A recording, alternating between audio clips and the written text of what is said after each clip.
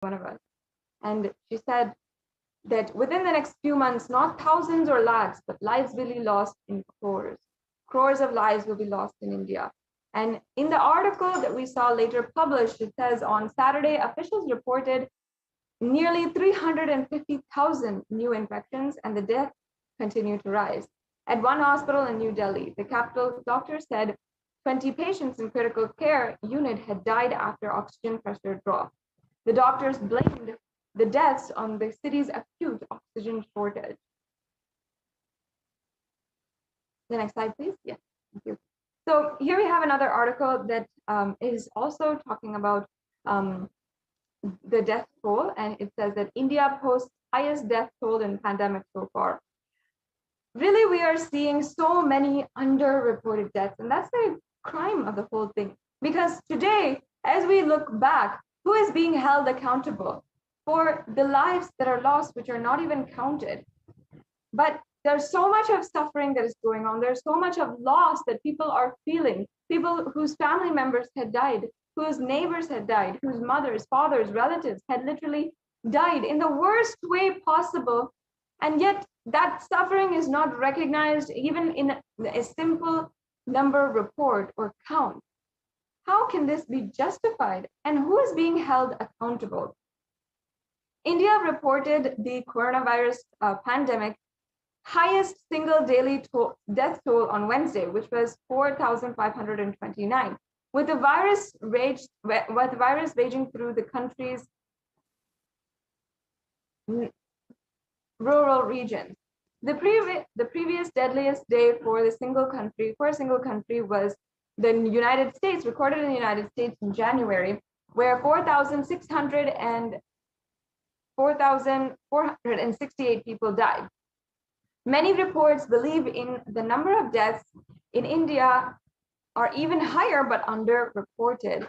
And evidence has emerged across the country of large number of deaths of people dying and from COVID-19 who have been officially counted. This is the New York Times, which this article is quoting. We can go on to the next slide now.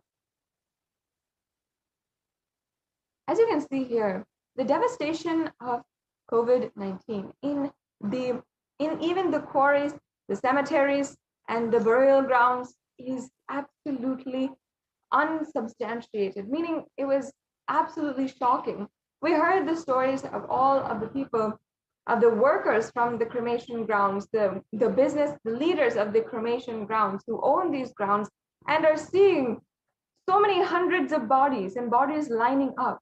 This actually shows that 2 and 2 don't match up. Something doesn't quite add up here. While on one side, the media is talking about a very low death rate and not that many people being saved, the cremation grounds, the evidence that is happening there shows even a backlog in the number of deaths that is being reported, and it shows even a backlog in the number of bodies that they have to cremate. Yes, as you can see, more visuals. These are from the devastating cremation grounds in India. The next slide. Yes, and this was revealed by the Supreme Pontiff of Hinduism, who had revealed to us, all devotees and disciples, whoever listens to me, whom I don't need to convince, this is a personal message I am giving it to you. Devi has very clearly revealed to me, in the Purattasi month, August and September, there is going to be the worst kind of third wave of Corona. So that's just coming up right now as we are ending July. The next slide, please. I saw in the vision dead bodies thickly floating on Ganga. Not just Ganga alone, there are 4 rivers coming from Kailasa, Ganga, Yamuna, Brahmaputra. In all those rivers, I saw dead bodies are floating. Dogs eating those dead bodies and dying because they ate Corona people. And the poor people who don't have any food, those dogs' dead bodies, and they are dying. I saw this whole cycle. I am not a constipated conspiracy theorist or positive thinking buffet. I see reality as it is, and I'm revealing it to you all as it is. And within just few months, we saw the articles and the evidence of how in India, on the riverbank of Ganga, there was so many different dead bodies. And here we have one of the articles that is showing this, where behind bodies found in riverbanks, a COVID shadow. Interviews with the next of kin, officials, eyewitnesses, and local residents in Unan and Gharipur revealed that behind bodies in long-held traditions, deep economic distress and sudden rush to lay the dead to rest. Here we are seeing how bodies are coming in scores, unclaimed, uncounted, and unidentified. We have India's holiest river, Ganges, is swollen with victims. Another really horrifying truth that is going on, a reality that is happening. Hundreds of corpses have been found floating in the river or buried in the sand of its bank. The next slide, please.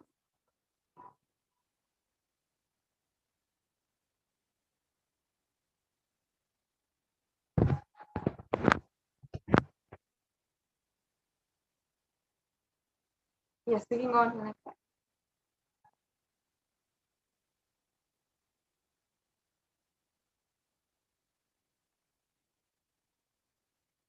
So I request if we can now project the slide on immunity. So in this next segment, we'll be understanding even what Devi Parashakti recently had revealed, and we'll be understanding how she had revealed about the immunosuppression qualities and properties of COVID-19, and how after that we saw that literally scientists were recognizing that this was happening.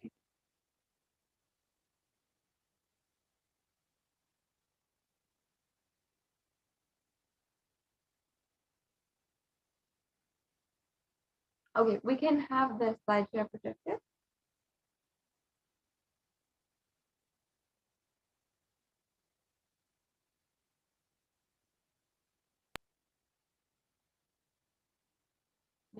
So we can stay on this.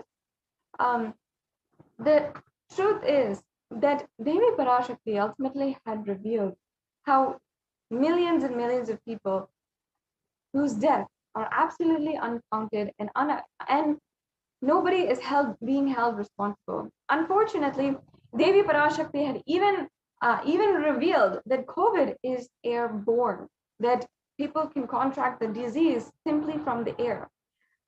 Here it says how, yes, we can go on. The Devi Parashakti said that even kids will be attacked the most, and they'll be very vulnerable during this time. So yes, she said that the next wave is attacking the kids more. That is what is happening, and that is what is terrorizing and frightening. And the Supreme Pontiff of Hinduism revealed, I cannot reveal more details. India's richest state was at the center of the second wave. Now it's preparing for a third wave. This is an article from CNBC, and this is on India's second wave, now preparing for a third wave.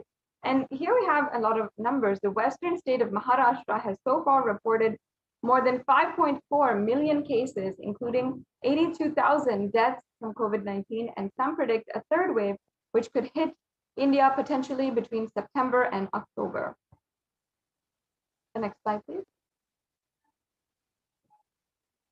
And the truth is that we have to ensure we do not lower the guards. We prepare for the inevitable third wave.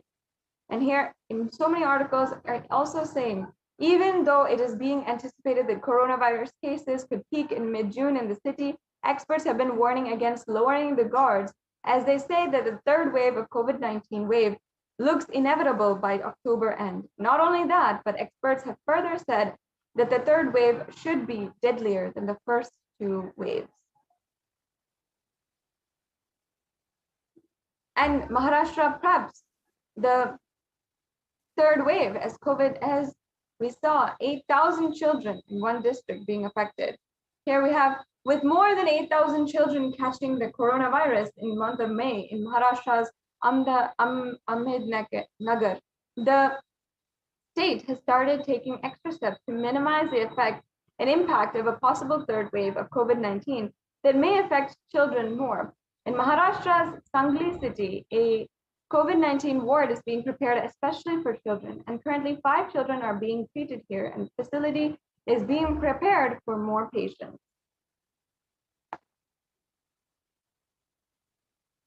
And here we have another article saying the third wave of COVID-19 to impact children. Over 9,000 children test positive in Maharashtra. And again, with the fears of the second wave of COVID-19 still lingering, and now, at least in the current days, we are seeing one wave stopping, maybe settling down, but we are seeing so many warnings of the third wave coming. The experts have suggested that the third wave will severely impact children. If the virus changes its course of nature, the children will be largely impacted. Reports suggest that the virus has already impacted the children across the country in the second wave.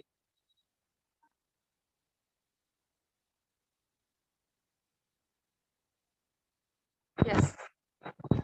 So Devi Parashakti has literally given us the warning. And not only that, however, she has given us the protection.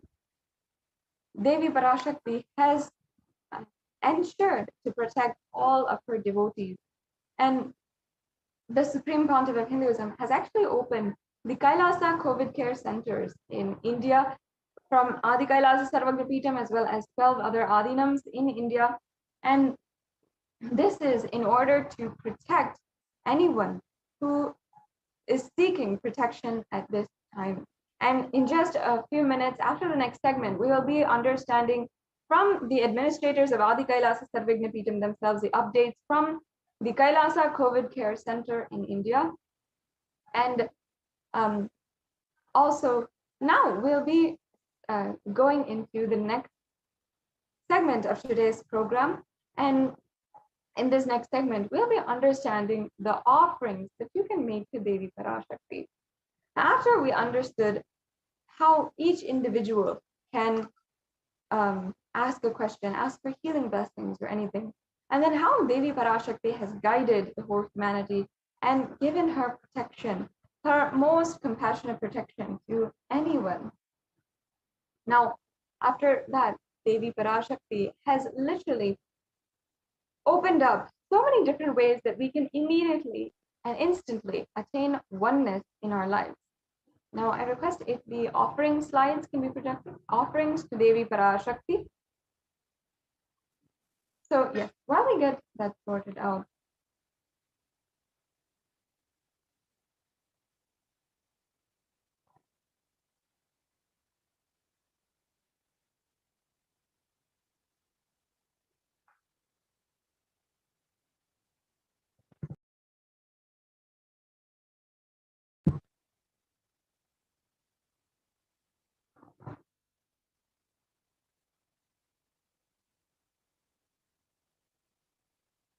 in the Hindu tradition, offerings are a way that you can experience the intimate, most beautiful oneness with the divine. So in this next segment, we'll be understanding the offerings you can make to Devi Parashakti.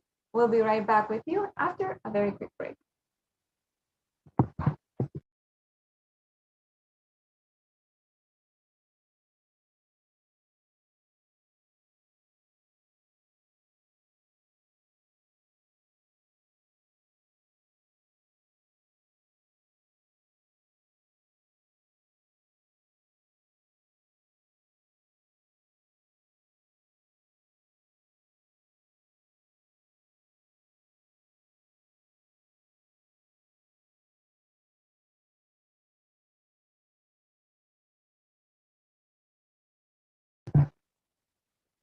Yes, completing with all the viewers for that technical difficulty.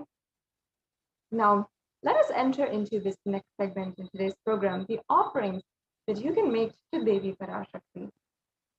Now, in the Hindu tradition, Whether it is our birthdays, our anniversaries, our marriages, or if we're starting school for the first time, or if we're starting a business for the first time, whatever it is, we always are conducting or inviting the divine presence of the of God and goddesses, our Ishtadevata, our favorite deities, into our lives. We request for their guidance. We give gratitude for the amount of guidance they have given so far in our lives and helped us, protected us, helped us every single step of the way. And we have also then we also ask and request, humbly pray for guidance in the rest of our lives, in the next step or the new adventure, the new venture that we are taking up. That's one of the beautiful things about Sanatana Hindu Dharma, that it is like literally practicing the presence of God in your life. And that is what the Supreme Pontiff of Hinduism is reviving as the science of enlightenment. Now, through the ritualistic sevas that you can offer today, you can literally invite the divine into your life in a more intense, more immediate way, where literally they just start manifesting whatever you want, however you want it. Now, let's just understand the significance of offering. Offering is a giving of a divine gift, pure love, devotion, and oneness, and it consists of two parts. One is giving, and this accepting. Only when the divine accepts what one offers, the offerings become complete. Offering is not made out of fear or out of greed. When an avatar lands, the offerings are purely a part of the grand lila played out for the purpose of enlightenment.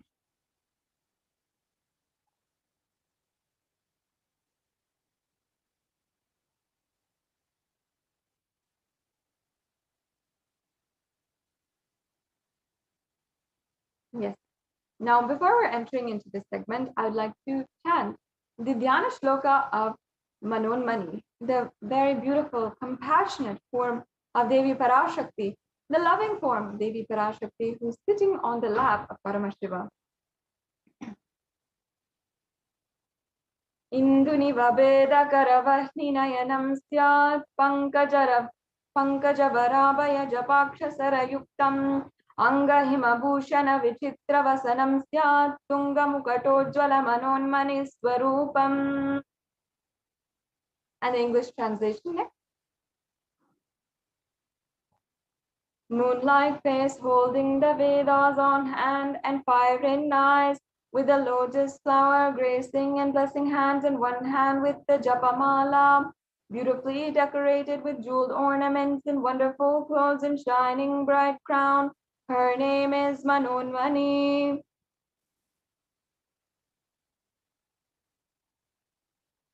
Yes, and the next Dhyana Shloka. Dhyaye devim trinetram shashina bhavadanam vedahastam dadanam savye padmam varadamapare chabhayam chakshamalam divyerabarana nirvibhushita tanum brahmadipi pujitam devimeva manonmanim pratidinam kamatradatrim shubham. And the English translation. I meditate on Devi with 3 eyes glowing like the moon and holding the Vedas, lotus and gracing with blessing and gracing hands. She is wearing beautiful ornaments and she is worshipped by Brahma and other many gods and showers auspicious blends, boons and blessings for all actions every day.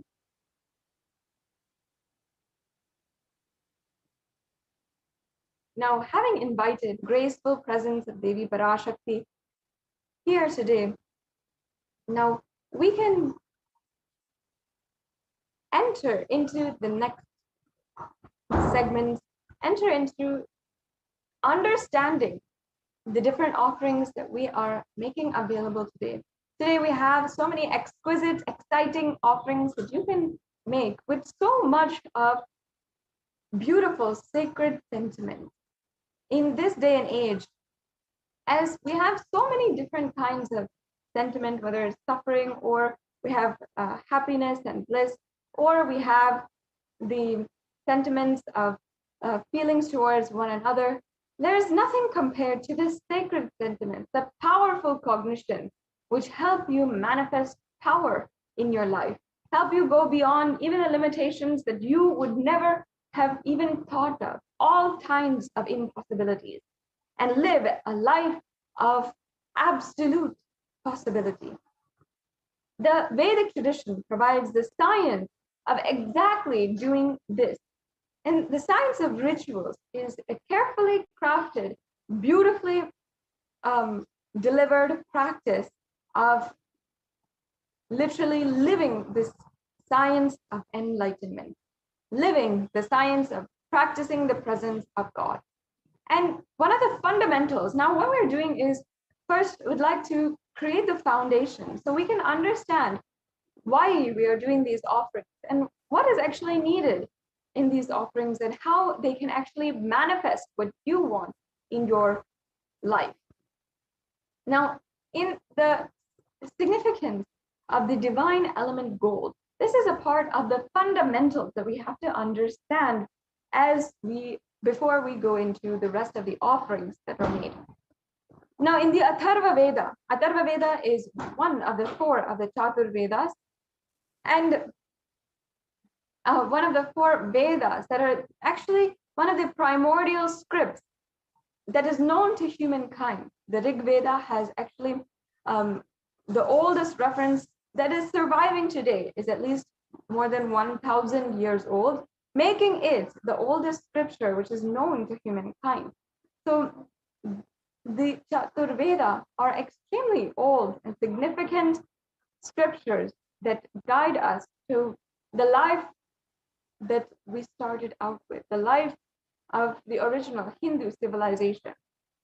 In one of these Vedas, the Atharva Veda, lies the significance of the element of gold.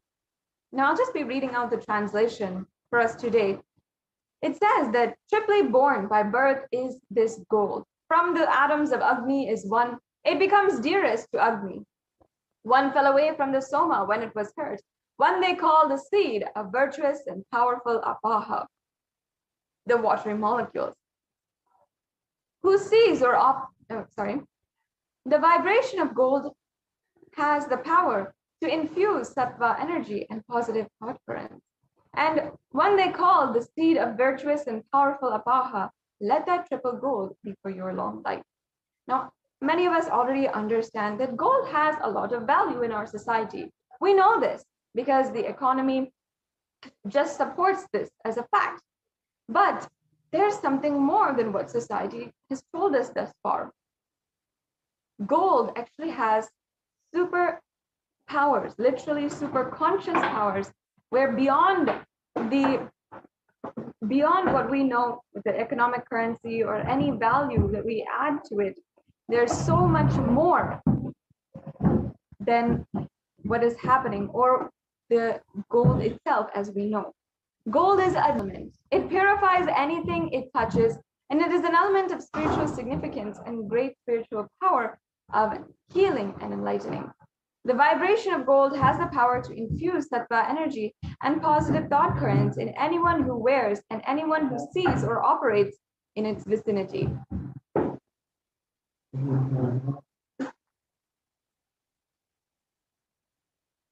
Gold is present in all the scriptures, the Agamas, Vedas, Shrutis, Smritis, Itihasas, and Puranas. In all Hindu scriptures, it is abundantly displayed that gold is the most auspicious and purest metal which purifies our being. In the Hindu civilization, everything was built in gold, exchanged in gold, and ritual feasts were offered in gold bricks. When one was to be saved from life-threatening illnesses, gold was offered as a ritual fee. Gold was in abundance and used for weighing equivalent amounts of commodities, including cows. And kingdoms were built with huge doors of gold. The streets would have huge columns and huge archways made of gold, and horses and cows were dressed in gold. Now, if you see, all the living beings lived in coexistence, in beautiful, blissful coexistence in the Hindu civilization. And each one was dressed and adorned in gold because we saw the beautiful potential of gold in Sanatana Hindu Dharma.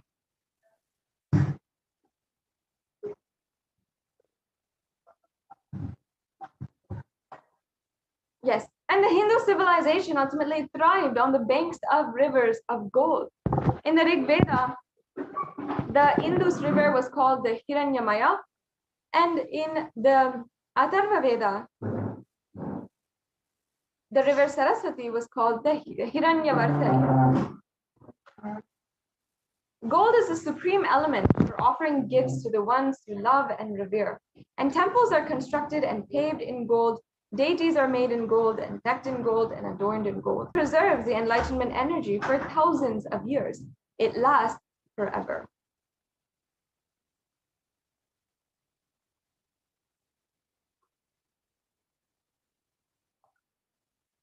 Now let us enter into the array of offerings that we have. Exquisite, beautiful offerings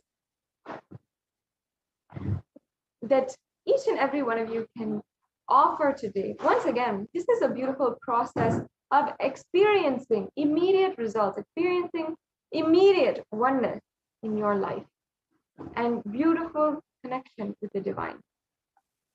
Especially now that we are in the presence of the divine and we are connecting directly to the Nijavatar, the Supreme Pontiff of Hinduism, who is manifesting all these beautiful deities and energies, cosmic energies in our lives. It is ultimately the most powerful time to be able to connect to the divine cosmic being. So let us start with the E-Hundi offering. Now, this offering is a beautiful way that you can remove all fears inside of you, everything that is going on inside of you, which is not Paramashiva, which is not the ultimate. Simply drop it at the feet of Devi Parashakti today. Drop it at her feet and experience the true oneness. Now, can we go back to the previous slide, please? Devi Parashakti in the Lalita Sahasranama is described in such a beautiful way. How she is actually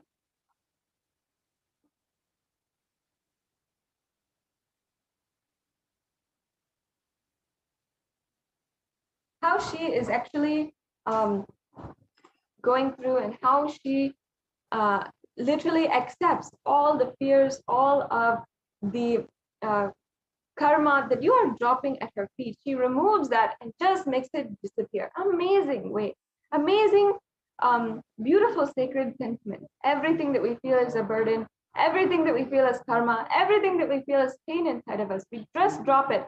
It's the feet of Devi Parashakti. Now, can we go back to the E-Hundi first slide? Now, I just like to chant the verse on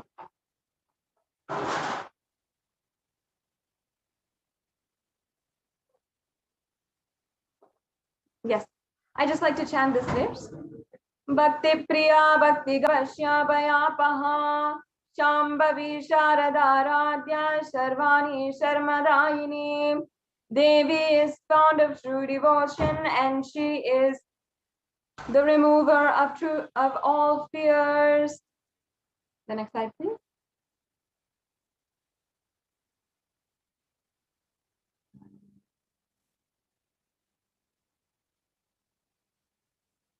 Yes, we can go on to the next slide. So yes, and Devi is very much known to be worshipped more so in autumn. Now, this does not mean the yearly autumn or the seasonal autumn that we ourselves experience, like fall, when all of the leaves fall off the trees. That's not what we're talking about here.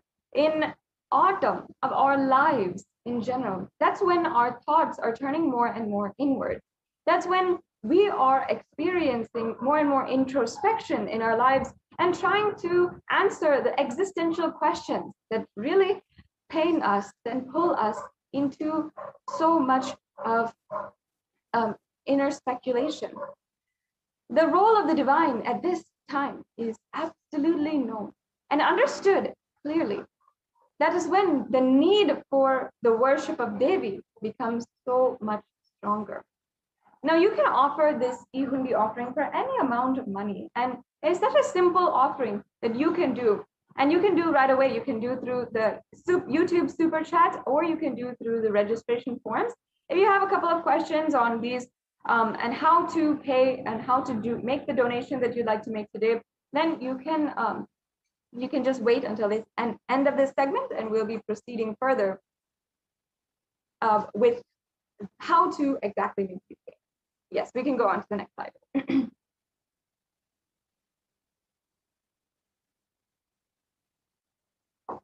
Yes. So the next offering that we have available for each and every one of you to make today is the Sankalpa chanting. In Sanatana Hindu Dharma, the Sankalpa is a Vedic chant which has such deep significance. In fact, it invokes all the energies, all the good energies of love, bliss, all the auspicious qualities inside of you. It requests the divine to remove all the different inauspicious qualities and help us transcend each and every one of those, including fears, greed, everything that might be stopping us. We request in this prayer to remove that and help us during this time, and help bless us for the ultimate prayers. Now, in the Devi Mahatmyam, chapter 12, verse 34, the verse for this beautiful chant, there I'll just be chanting the English translation. The goddess enchants this universe, and she herself gives birth to this universe. That goddess, being prayed without interest in anything, gives the knowledge that leads to salvation and gives wealth in the materialistic sense. Once again, this is from the Devi Mahatmyam, chapter 12, verse 34.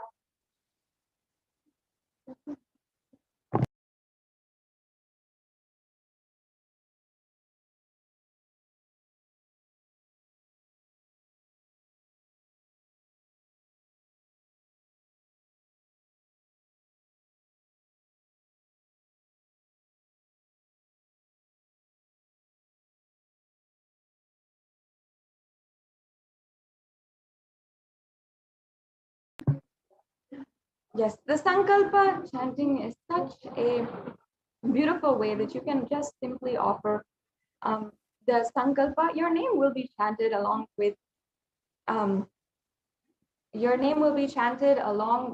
the Sankalpa, and it will be offered in your name to the divine. The next offering we have here, as you can see, is the Sahasranama Swarna Kasu.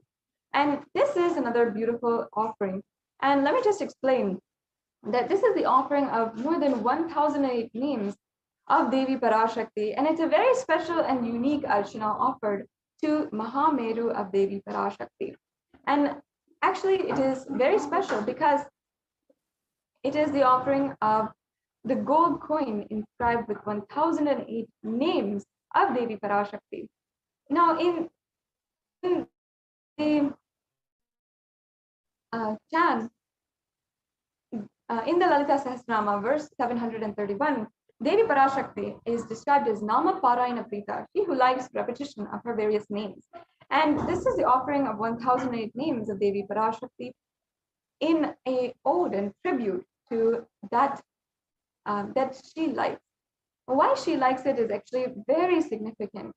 Ultimately, in order to invoke that same energy inside of us, invoke that beautiful energy inside of us, Devi Parashakti guides us to chant the names of these beautiful Ananta Kalyana Guna and invoke that energy inside of us. That is actually what is happening during this Sahasranama Archana. And every time we offer the different names of Devi Parashakti, we are literally invoking that energy inside of us. So you can offer this very exquisite offering, the gold coin inscribed with each of the 1,008 names at the feet of Devi Parashakti. And each of these are the divine qualities of Devi Parashakti.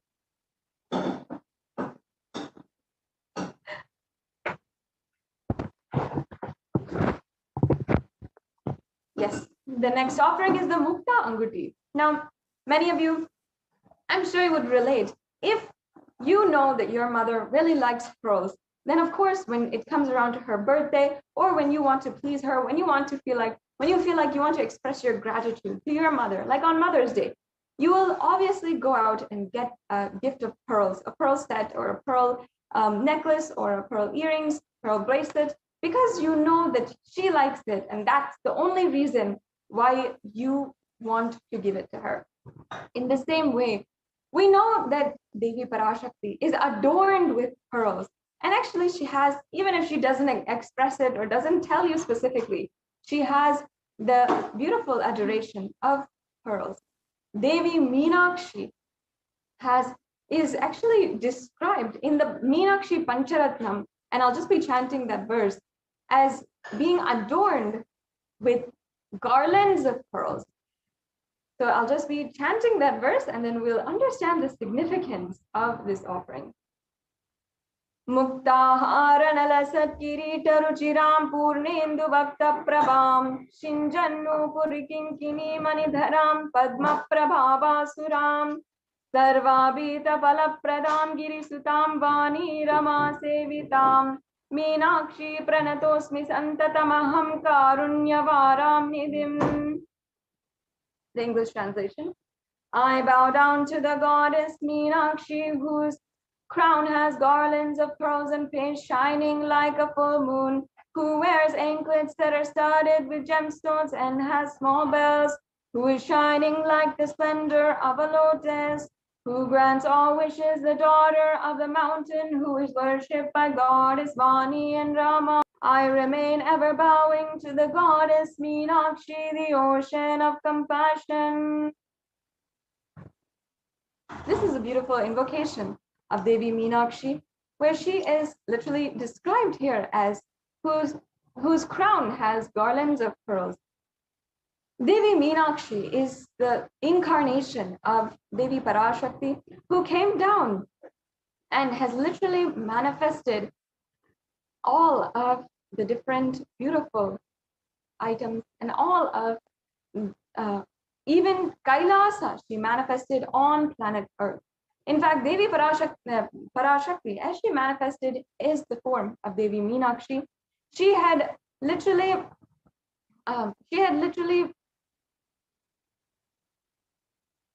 united all of the 56 deshas. At that point in human history, all the humans, human civilization was living as independent human tribes across the world. But Devi Parashakti had literally united all the 56 deshas and ruled it under one rule. Now, Devi Parashakti has then manifested Kailasa itself on planet Earth with the establishment of Madurai, the kingdom of Madurai. Just like how Devi Parashakti literally had such beautiful ambition and powerful ambition to manifest Kailasa itself on planet Earth, with this offering of the Mukta Anguti, you can have the blessings of Devi Parashakti in any of your endeavors, the new ventures that you are about to take in this time. Yes, we can go on to the next slide.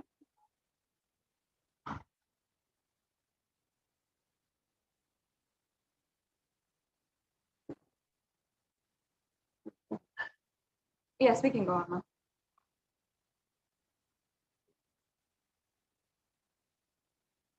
The next offering is the Swarna Padma Pushpa, the golden lotus.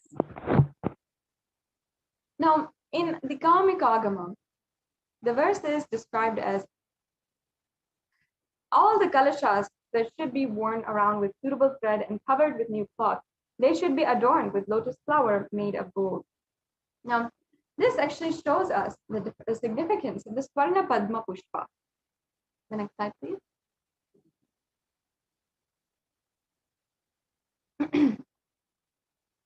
So actually, there are hundreds of references of the scriptural references for the using the lotus flower and the worship of Paramashiva.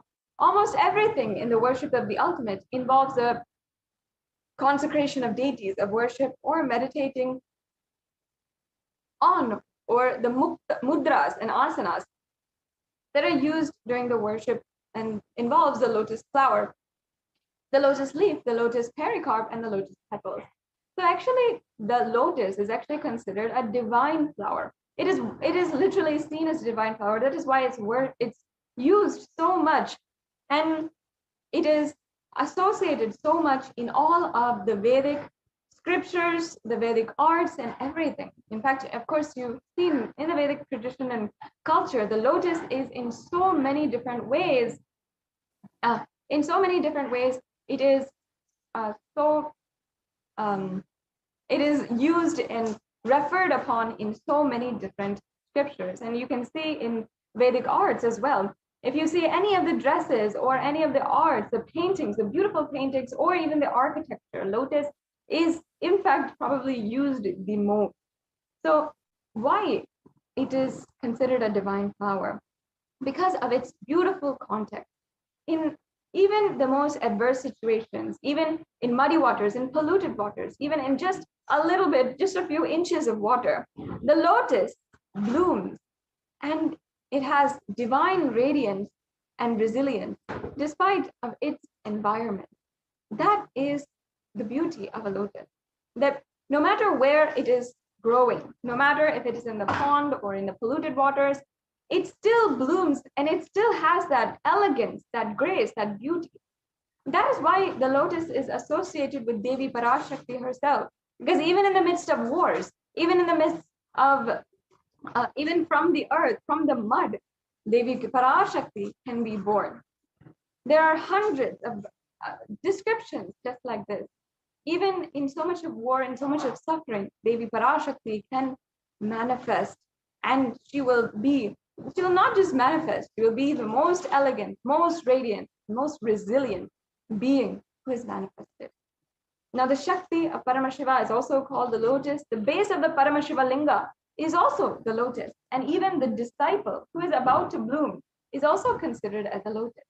So you can offer this beautiful Swarna Padma Pushpa in order to have the blessings from Devi Parashakti to ultimately radiate that space, radiate the state, space, powers, and being of Devi in your innermost inner space amidst any and every adverse situation in your life.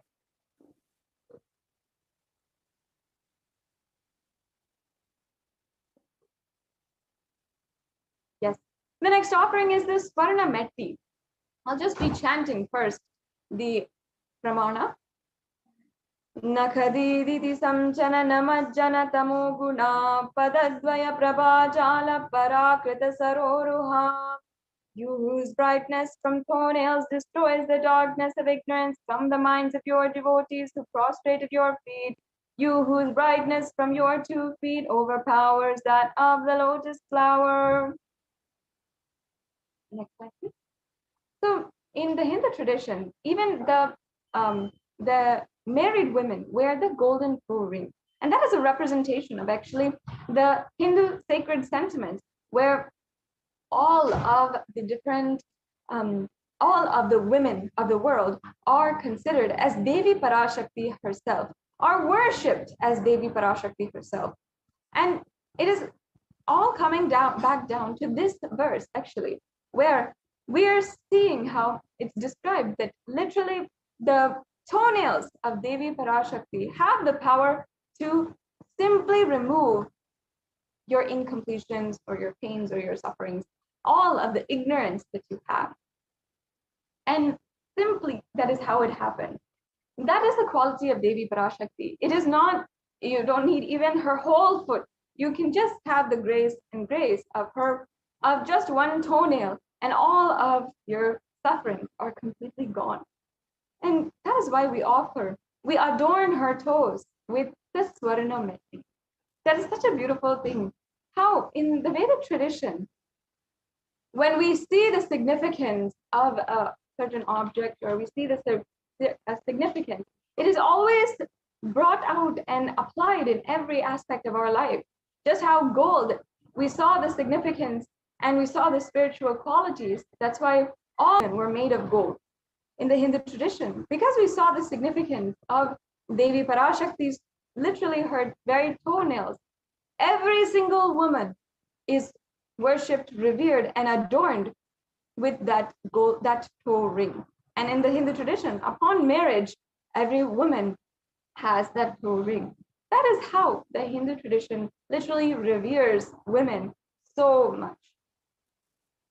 So this offering of the Swarna Metti is an offering to Devi Parashakti, adorning her sacred feet, to be in constant gratitude for receiving her blessings even in the most difficult aspects of our life. The next slide, please. Yes. The next offering is the Swarna Mangtika, the golden hairline jewelry, another very beautiful, very significant offering that you can make. And it actually refers back to one of the verses where Devi Parashakti is described as Shuddha Sarabhi Varshani, meaning she who makes the nectar flow in all our nerves from the Sahasrara, and she who gives the very pleasant experience of the ultimate. Now, the Mangtika represents the nectar flowing from the Sahasrara Chakra, which is fully open. And the Sahasrara Chakra is represented by the 1,000-petaled lotus. The 1,000-petaled lotus is sitting at the very crown of our head. And when that opens, the nectar which is coming from it and us to experience so much of bliss, that is what is represented by the Mangtika. And the Sahasrara Chakra is literally representative of the huge amount of nervous center we have in the crown of our head, which is of course the brain. So that is why it's called this 1,000-petaled lotus, and represented by a lotus itself. So in this offering, you can receive the blessings of Devi Parashakti and achieve the blissful state of overflowing gratitude and the space of complete completion, as Devi Parashakti literally will be able to open your Sahasrara Chakra and enlighten you entirely. And the next offering that is available for each and every one of you today is the Pratyaksha Pada Puja. Now, I just want to take a few minutes and describe, especially now, during this time, during Guru Purnima time, with less than 24 hours until we are celebrating Guru Purnima, until we are celebrating the most auspicious occasion of the whole year, the Guru Purnima day. On Guru Purnima, you will be able to have the blessings of the Supreme Pontiff of Hinduism himself, and you can offer the Pratyaksha Pada Puja during this time. Now, Guru Purnima is the time when all of the planets, all of the different grahas, and all of the different planetary energies are aligning you towards Guru and Guru happening in your life. I know that many of you have been praying for a guide in your life, especially during these extremely dark and intense times that we are all going through. A guide who will tell us, take this step, I'll be there, I'll protect you, I'll take care of everything. For millions of people across the world, the Supreme Pontiff of Hinduism has been that Guru. So much so that he is Jagat Guru for the entire universe. He has taken the responsibility to guide the whole universe from the Kali Yuga into the Nitya Yuga, into the Satya Yuga. So we can offer our offerings at the feet of Devi Parashakti and the Supreme Pontiff of Hinduism with this Pratyaksha Pada Puja. For all of you who are joining with us right now, please go to the links in the scroll below if you'd like to register yourself for the Pratyaksha Pada Puja, which will be happening very soon, in just a few hours before you even know it. So make sure that you are planning or preparing to offer the Pratyaksha Pada Puja on this Guru Purnima day. And this is the opportunity to simply drop any of the karma that you are experiencing, any of the pain and suffering that you are experiencing at the feet of the Supreme Pontiff of Hinduism, incarnation of Paramashiva himself. And he will simply remove it, give his ultimate protection, and he will give you, each and every one of you, just the abhaya, meaning the blessings and guidance to, and being the ultimate guru for each and every one of you. If today we are able to cherish and enjoy any of the Hindu tradition, the qualities and the different customs, the traditions from Sanatana Hindu Dharma, it is solely because of the Guru Parampara. And if today we even have hope for the future of Sanatana Hindu Dharma, it is because of the Supreme Pontiff of Hinduism. who has bravely and attack against him stood and ensured the revival of Kailasa, the nation, for Hinduism and the Hinduism culture as a tradition. The last offering that each and every one of you can also do today is the Vastra Seva. So you can offer the Vastra Seva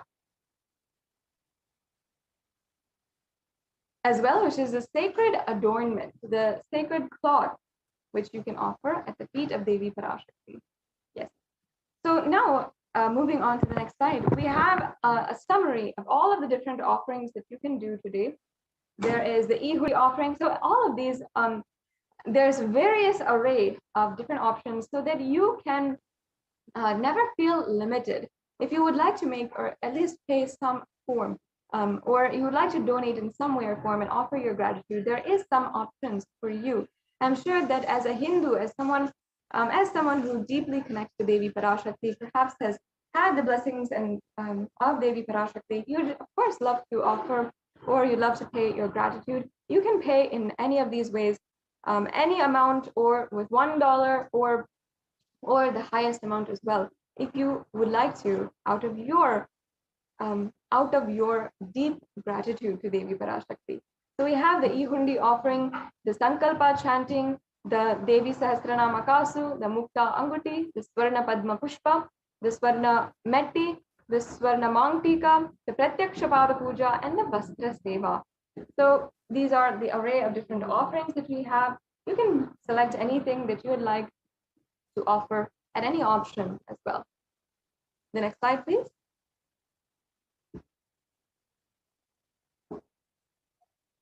Now, now you might be in two categories as we are proceeding for the offerings today. You might be in the category of you're ready to make your payment, you'd like to go forward with the next steps. You can go to tiny.cc/Devi-offerings and you can proceed for the next steps of your payment. It's a very easy and quick process to do your payment. Then after the payment, make sure that you are filling out the Sankalpa 2021 form.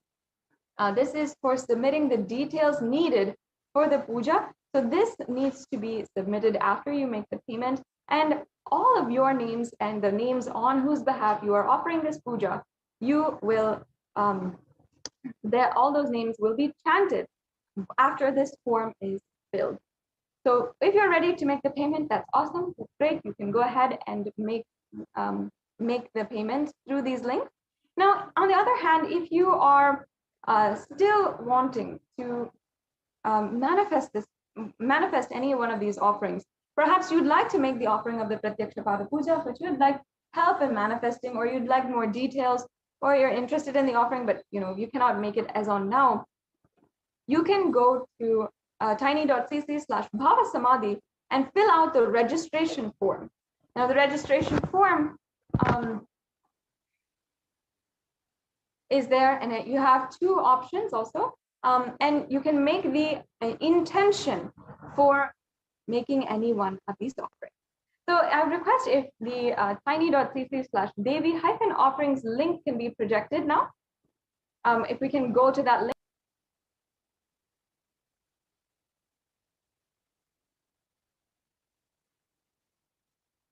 So we'll just be getting back with you with that link and being able to project it for all of you to see and to understand that this is a very quick payment process.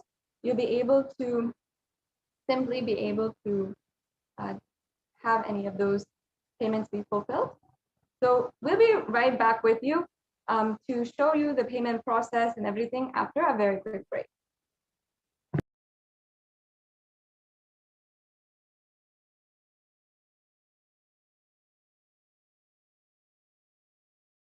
Just be alive for next 3 years. Don't die within next 3 years.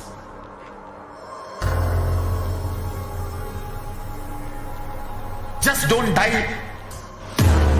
Be alive. Somehow be alive.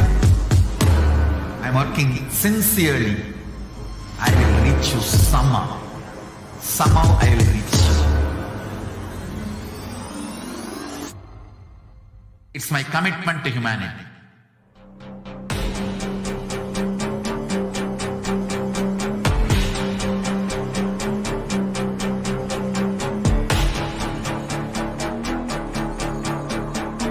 Just don't die within the next 3 years. I will reach you wherever you are, whichever corner of the world you may be. I will reach you with enlightenment. You manifesting the space, state, powers, being Paramashivoham.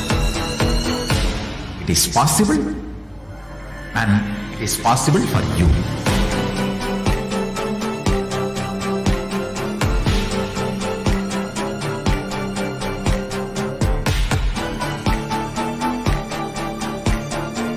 Paramashivoham will reach you with enlightenment science. I know he is going to do the job.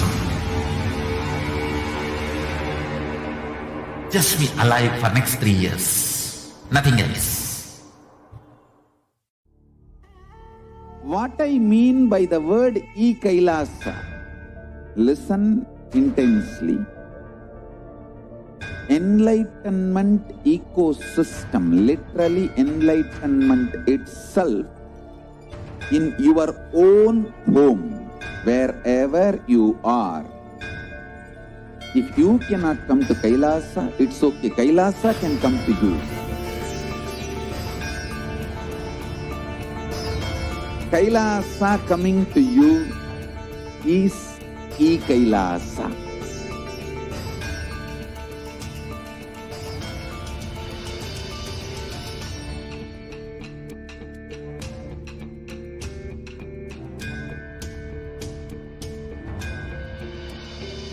I will revive Hinduism. I am a Hindu revivalist, not by any revolution, but by evolution.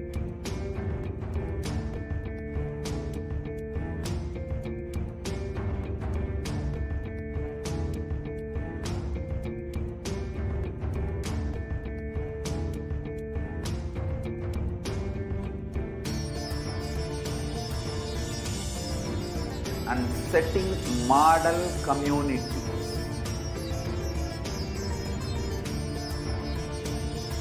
Kailasas, enlightenment ecosystems, Sarvanya Pitas all over the world.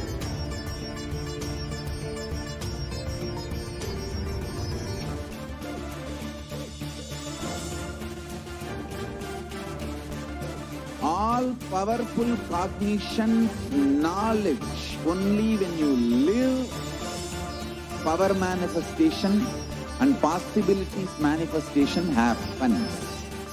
It's a fundamental truth.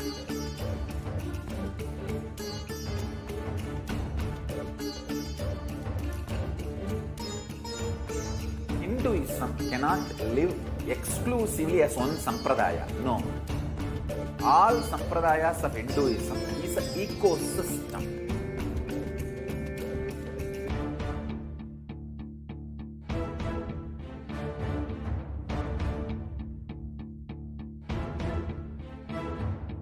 So don't keep quiet thinking that if one sampradaya is attacked, only that sampradaya is going to be affected. All of us are ecosystem.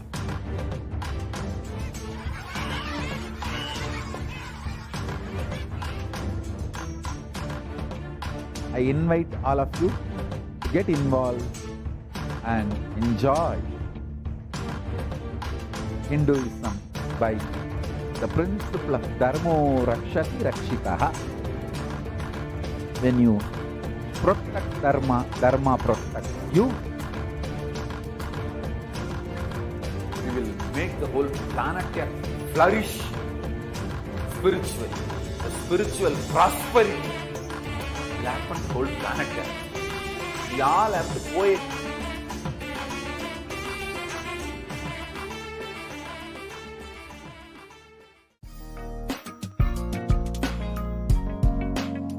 We get you health. We get you ability to build beautiful relationships in your life. We get you direct spiritual support and we make sure you become wealthy.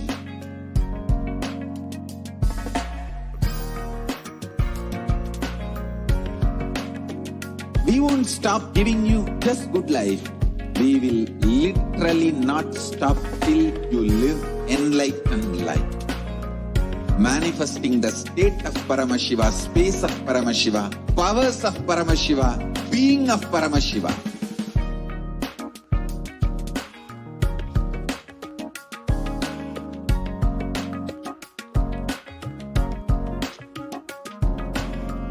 Whole world should become e-Kailashians.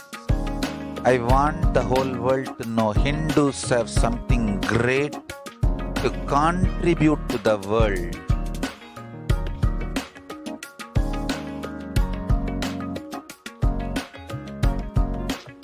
We have something great to contribute to the world. Let us do that.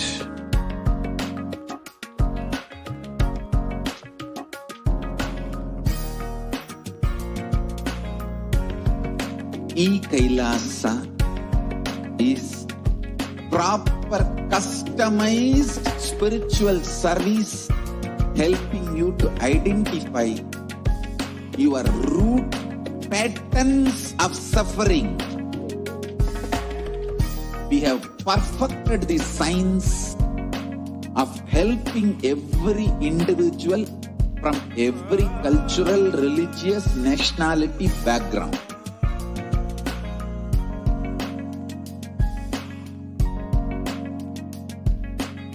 You will have lowest reactionary assumptions, highest awakened response, alive response for life continuously.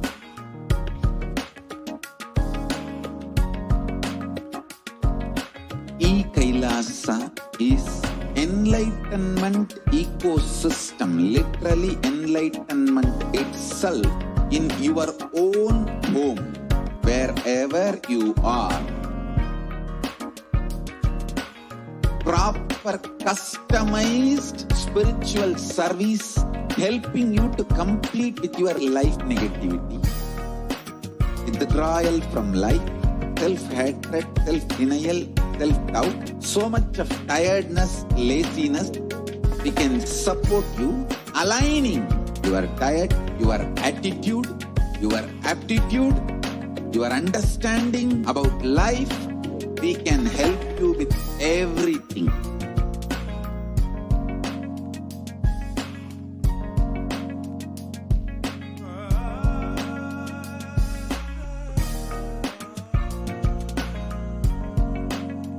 If you are interested in enlightenment, we will immediately bring this to you. If you are not interested, we will explain the whole science, inspire you and make you interested in enlightenment time. We need to cater this enlightenment science to the whole world wherever they are, because enlightenment is the birthright of all human beings, responsible to provide that to all human beings.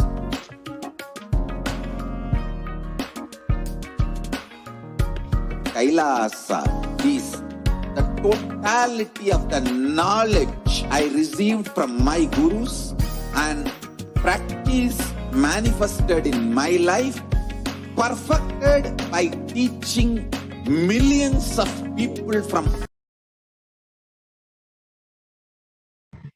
Yes, welcome back to all of the viewers. Before we are entering into the next segment of today's program, we'll just understand what we can do, how we can, perhaps if we're having a question, either during the live Devi Bhava Samadhi Darshan or during the live Nithyananda Satsang, you can ask a question, you can interact perhaps and personally have your question or your request, your prayer to Devi Parashakti be granted today. So let us enter into the first slide. We can go on to the next slide.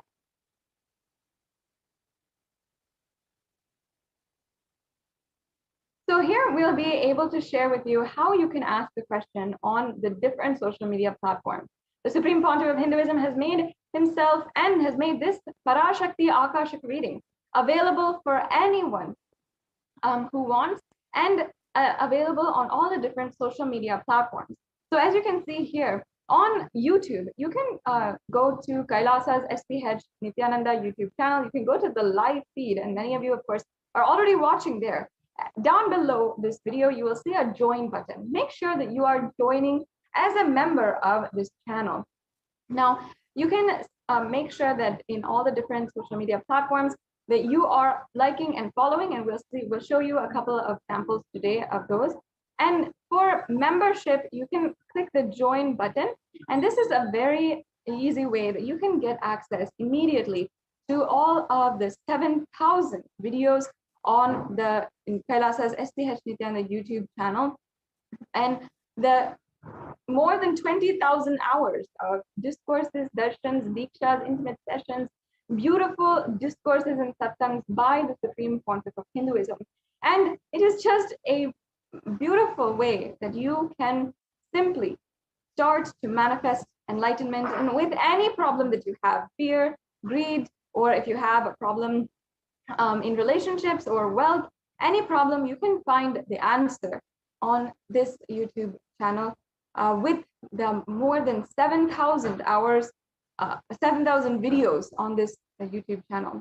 So again, you can join at the button that is there. And today, if you'd like to ask your question at any time, either during the Devi Parashakti Akashic reading, the live Bhava Samadhi Darshan, or during the live Nithyananda Satsang, you can ask your question in the chat.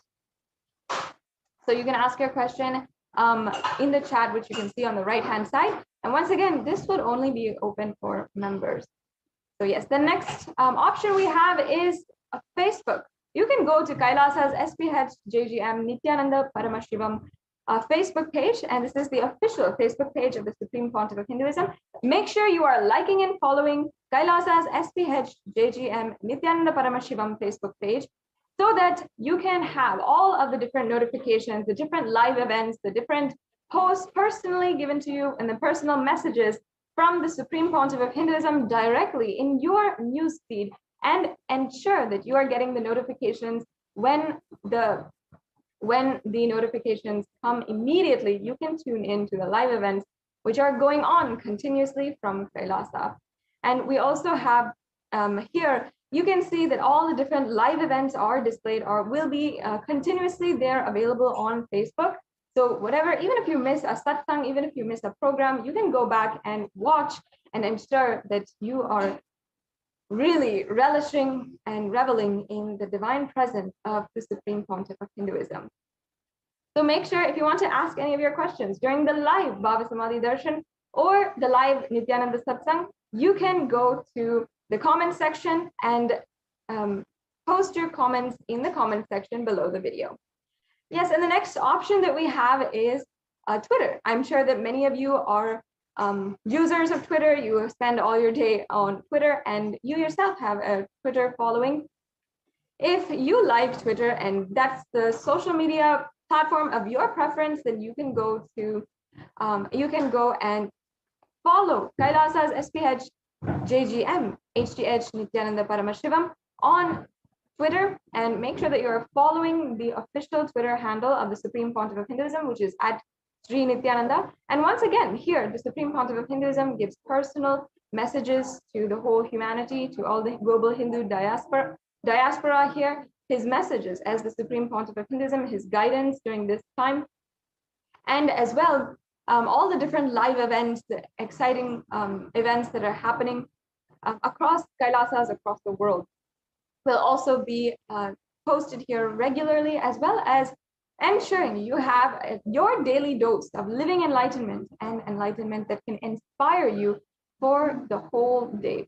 So make sure that you are following at Sri Nithyananda on Twitter, and you can go to the live event as well. The live event, which will be displayed on Twitter and will be a tweet from Sri Nithyananda, from the official handle. And then you can ask your questions as a reply to that tweet. So use tag at Sri Nithyananda and use the hashtag ask the avatar and tweet in the reply section of that tweet in order to make sure that do your best and make sure that your question is seen by the Supreme Pontiff of Hinduism during the live satsang. We also have a next platform here, which is Instagram. Now, Instagram is, of course, a very popular platform that I'm sure many of you spend so much of your time on, and the Supreme Pontiff of Hinduism itself is available through Instagram with all the different posts, the different ideas and things from the from Kailasa directly to you and to your Instagram feed. You can follow at Sri Nithyananda on Instagram. That's the official handle of the Supreme Pontiff of Hinduism on Instagram. You can go ahead and go there and make sure that you are tuned in and following Kailasa on Instagram. And in any of the posts, in the post for the live satsang or for the live Bhava Samadhi Darshan, you can comment there using the hashtag Ask the Avatar as well, and comment your questions you can ask your questions in the comment section. And finally, the next slide, if you might not be social media savvy, you're not very comfortable with social media platforms, or perhaps you yourself are not on social media, you can go to kailasa.org and ask your questions or send in your prayer requests through WhatsApp. So you can go there, and there's a widget for WhatsApp on the website that you can go and chat, and you can send in your questions during the live Bhava Samadhi Darshan or during the live satsang. So that's another option for you as well. And also on the live chat as well, you can ask your questions and send in your prayer request to Devi Parashakti during the live Bhava Samadhi Darshan or to the Supreme Pontiff of Hinduism. So yes, let's all enrich humanity with more than 1 billion users on the internet at a time for more than 4 to 5 hours a day. You can always enrich people through the internet and through social media, and it's very easy. So ensure that you are also sharing on all these various platforms for the Nithyananda Satsang, for the live Bhava Samadhi Darshans, as well for Guru Purnima, which is happening in just a few hours away. So with this, we'll now be moving on to the next segment in today's program, the temple. From Nithyanandeshwara Paramashiva Devalaya in Adi Kailasa Sarvagya Peetham, we will be able to witness the most glorious Uttamottama Paksha Maha Guru Puja, which is an offering to the Supreme Pontiff of Hinduism and the entire Guru Parampara, as we have been celebrating the Guru Purnima Brahmotsavam the last couple of days, and we are continuing to celebrate it. We celebrate through the form of grand rituals, which we will now be able to witness and be able to have the darshan of through this social media platform right now. So make sure that you are sharing and inviting all of your friends, and we'll be right back with you after a short break.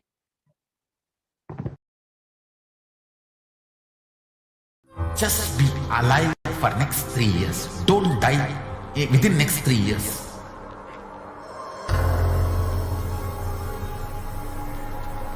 Just don't die within next 3 years. Be alive. Somehow be alive. I'm working sincerely.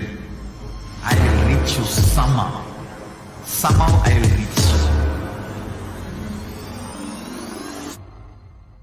It's my commitment to humanity.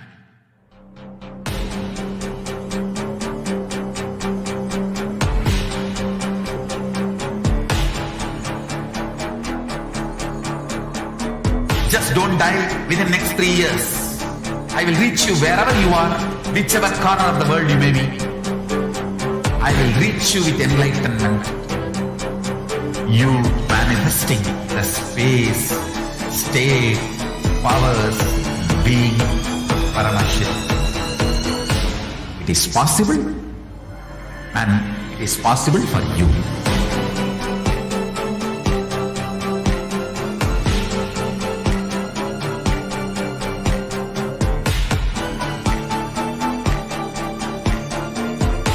Paramashiva will reach you with enlightenment science. I know he is going to do the job.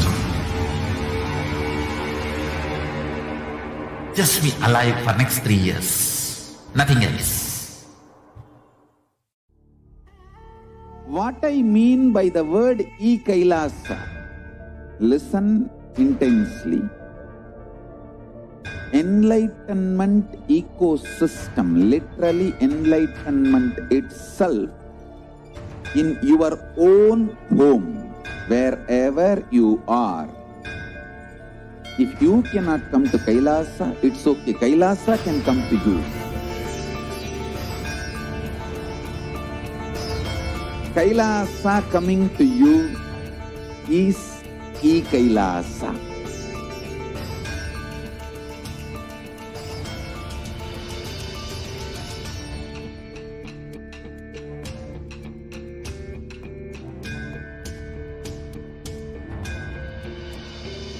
I will revive Hinduism. I am a Hindu revivalist, not by any revolution, but by evolution.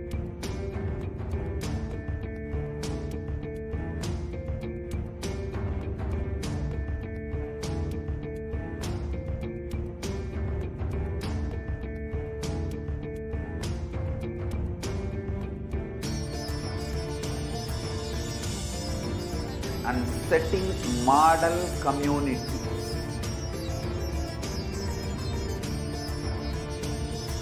Kailasas, enlightenment ecosystems, Sarvanya Peethas all over the world.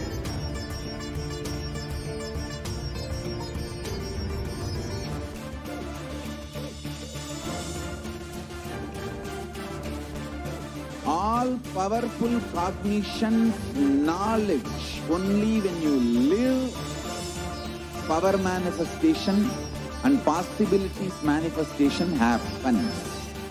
This is a fundamental truth.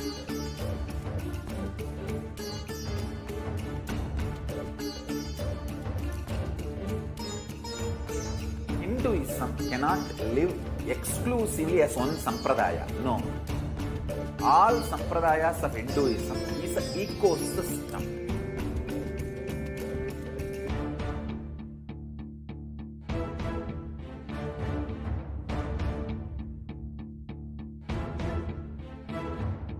So don't keep quiet thinking that if one sampradaya is going to be affected. All of us are ecosystem.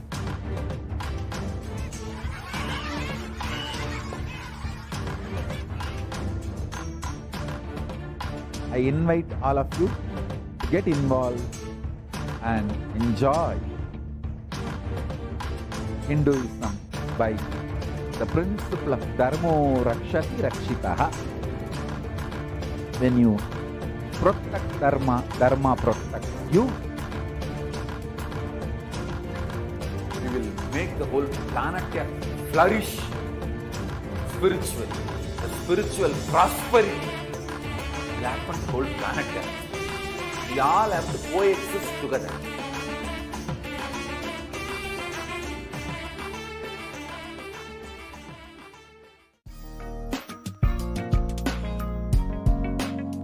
We get you health. We get you ability to build beautiful relationships in your life. We get you direct spiritual support, and we make sure you become wealthy.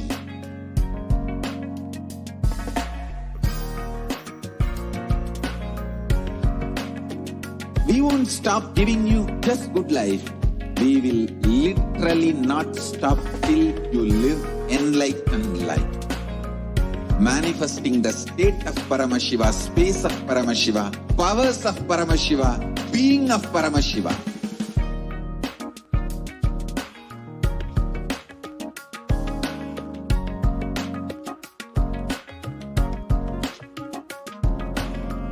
Whole world should become e-Kailasians. I want the whole world to know Hindus have something great to contribute to the world.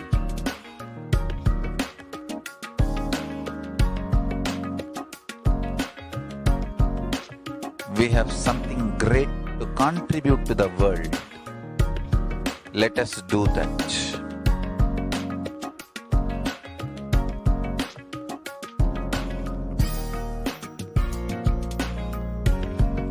E-Kailasa is proper customized spiritual service helping you to identify your root patterns of suffering.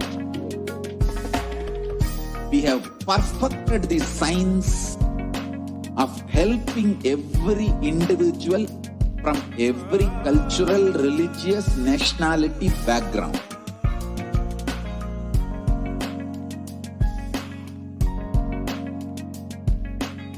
You will have lowest reactionary assumptions, highest awakened response, alive response for life continuously.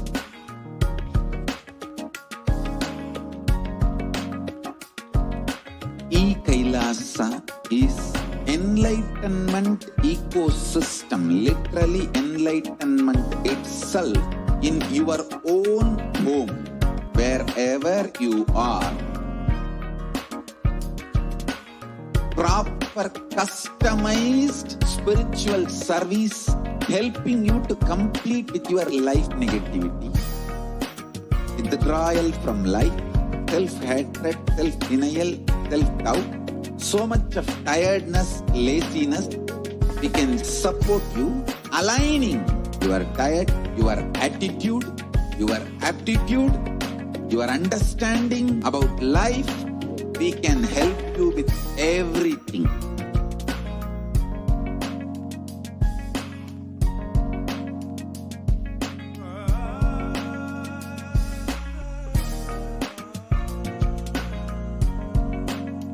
If you are interested in enlightenment, we will immediately bring this to you. If you are not interested, we will explain the whole science for you and make you interested in enlightenment science. We need to cater this enlightenment science to the whole world wherever they are, because enlightenment is the birthright of all human beings. Kailasa is responsible to provide that to all human beings.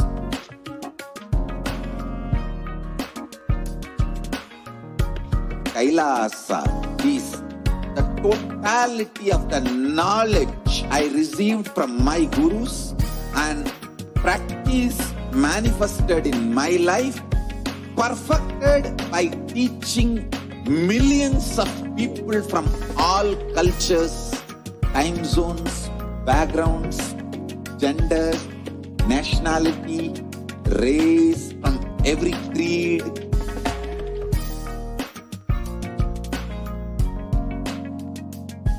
So this absolutely perfected knowledge available to you, served to you in your home without even you moving out of your couch, free of cost.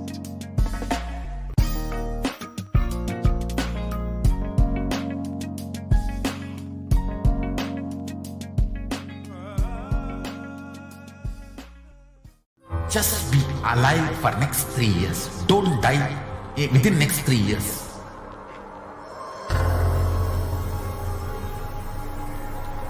Just don't die within next 3 years. Be alive. Somehow be alive. I'm working sincerely. I will reach you somehow. Somehow I will reach you. It's my commitment to humanity.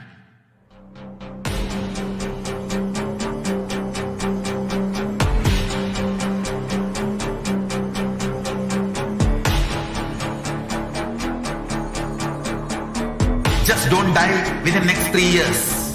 I will reach you wherever you are, whichever corner of the world you may be. I will reach you with enlightenment. You manifesting the space, state, powers, being Paramashivoham. It is possible, and it is possible for you.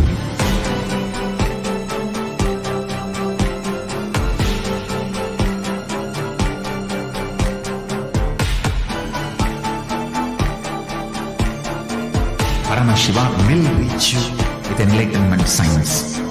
I know he is going to do the job. Just be alive for next 3 years. Nothing else. What I mean by the word e-Kailasa, listen intensely.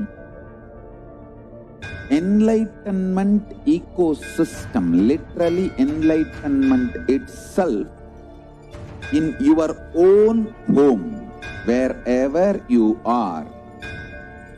If you cannot come to Kailasa, it's okay. Kailasa can come to you. Kailasa coming to you is e-Kailasa.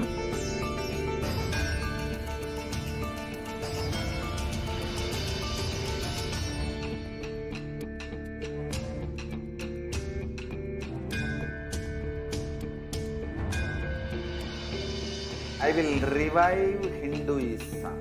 I am a Hindu revivalist, not by any revolution, but by evolution.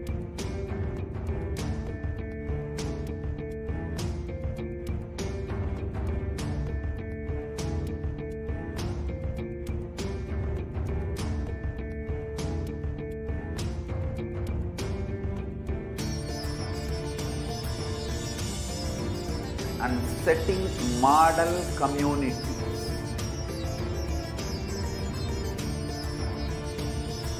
Kailasas, enlightenment ecosystems, Sarvanya Pitas all over the world.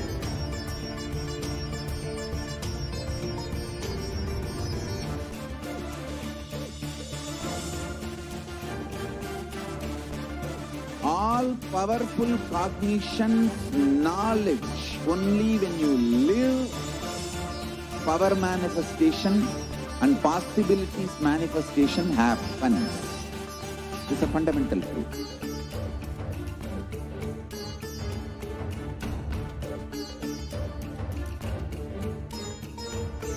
Hinduism cannot live exclusively as one sampradaya. No. All sampradayas of Hinduism is an ecosystem.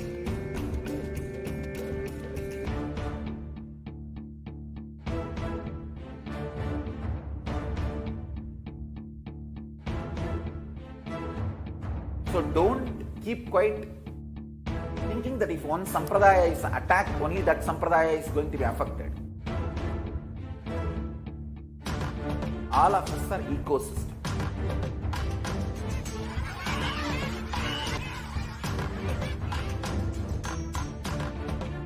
I invite all of you to get involved and enjoy Hinduism by the principle of Dharmo Rakshati Rakshitaha. When you protect Dharma, Dharma protects you. We will make the whole planet flourish spiritually. The spiritual prosperity will happen to the whole planet. We all have to coexist together.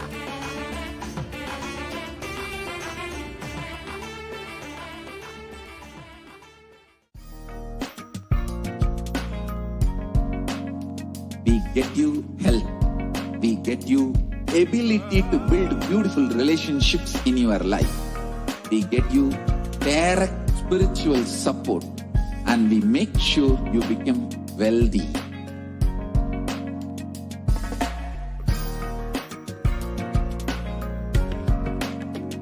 We won't stop giving you just good life.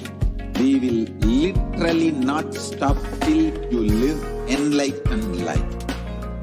Manifesting the state of Paramashiva, space of Paramashiva, powers of Paramashiva, being of Paramashiva.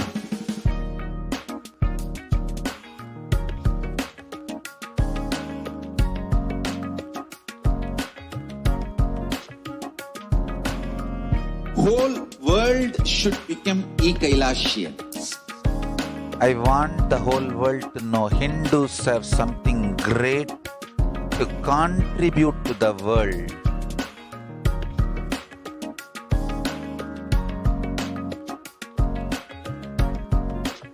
We have something great to contribute to the world. Let us do that.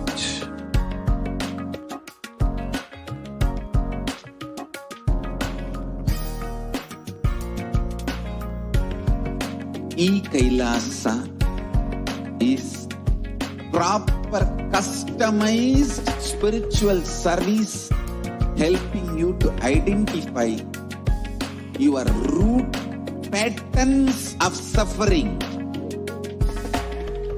We have perfected the science of helping every individual from every cultural, religious, nationality background.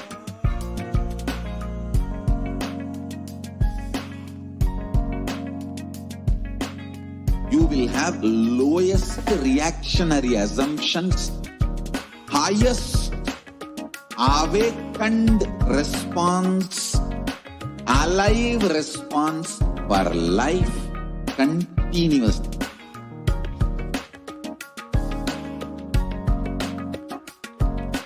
E-Kailasa is enlightenment ecosystem, literally enlightenment itself in your own home, wherever you are. Proper customized spiritual service helping you to complete with your life negativity, withdrawal from life, self-hatred, self-denial, self-doubt, so much of tiredness, laziness. We can support you aligning your diet, your attitude, your aptitude, your understanding about life. We can help you with everything.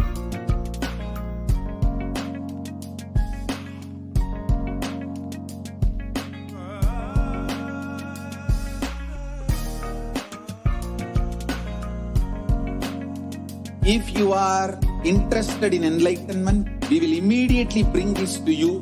If you are not interested, we will explain the whole science, inspire you and make you interested in enlightenment science.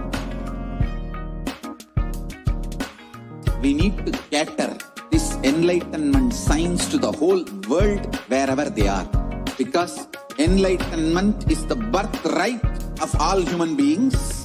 Kailasa is responsible to provide that to all human beings.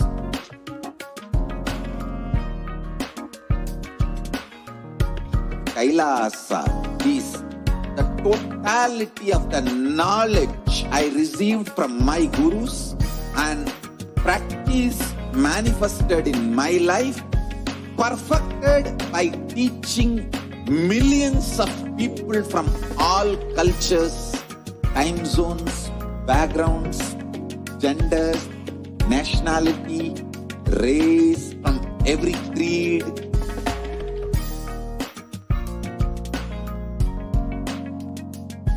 So this absolutely perfected knowledge available to you, served to you in your home without even you moving out of your couch, free of cost.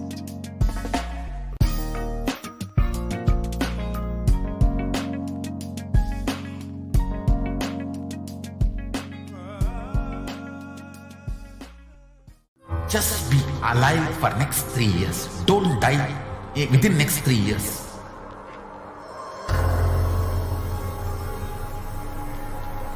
Just don't die within next 3 years. Be alive. Somehow be alive. I'm working sincerely. I will reach you somehow. Somehow I will reach you.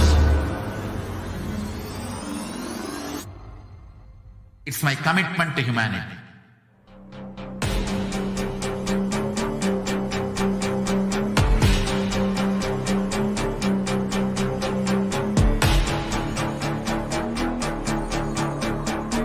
Just don't die within next 3 years. I will reach you wherever you are, whichever corner of the world you may be. I will reach you with enlightenment. You manifesting the space, state, powers, being Paramashivoham. It is possible, and it is possible for you.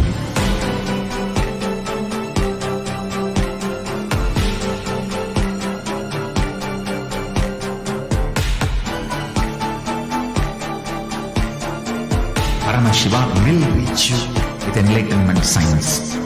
I know he is going to do the job. Just be alive for next 3 years. Nothing else. What I mean by the word e-Kailasa, listen intensely. Enlightenment ecosystem, enlightenment itself in your own home, wherever you are. If you cannot come to Kailasa, it's okay. Kailasa can come to you. Kailasa coming to you is e-Kailasa.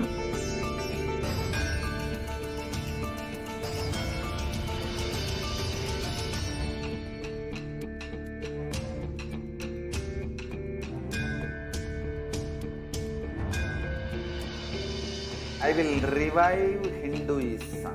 I am a Hindu revivalist, not by any revolution, but by evolution.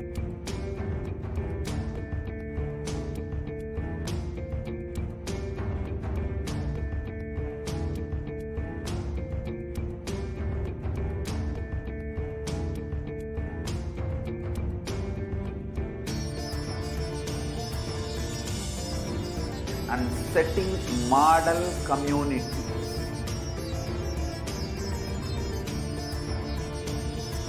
Kailasas, enlightenment ecosystems, Sarvanya Peethas all over the world.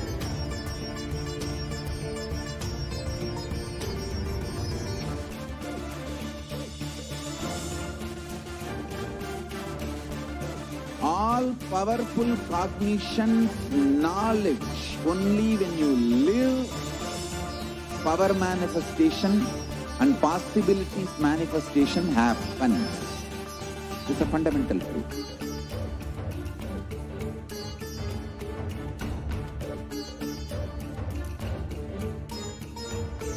Hinduism cannot live exclusively as one sampradaya. No.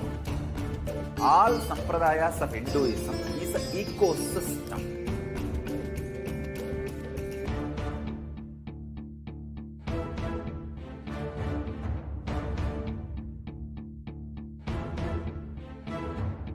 So don't keep quiet thinking that if one sampradaya is attacked, only that sampradaya is going to be affected.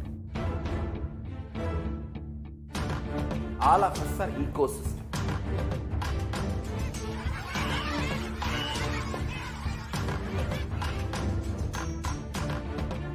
I invite all of you to get involved and enjoy Hinduism by the principle of Dharmo Rakshati Rakshitaha. When you protect Dharma, Dharma protects you. We will make the whole planet flourish spiritually. The spiritual prosperity will happen to the whole planet. We all have to coexist together.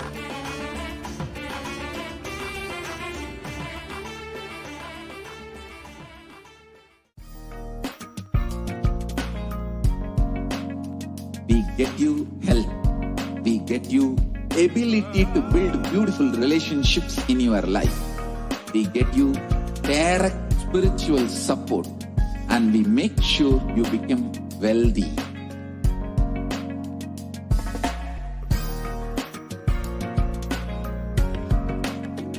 We won't stop giving you just good life. We will literally not stop till you live enlightened life. Manifesting the state of Paramashiva, space of Paramashiva, powers of Paramashiva, being of Paramashiva.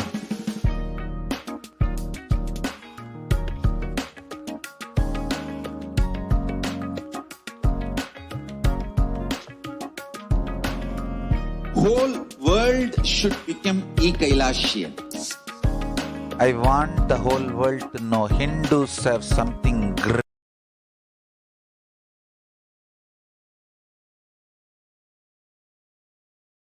Herself expressing through the Supreme Pontiff of Hinduism.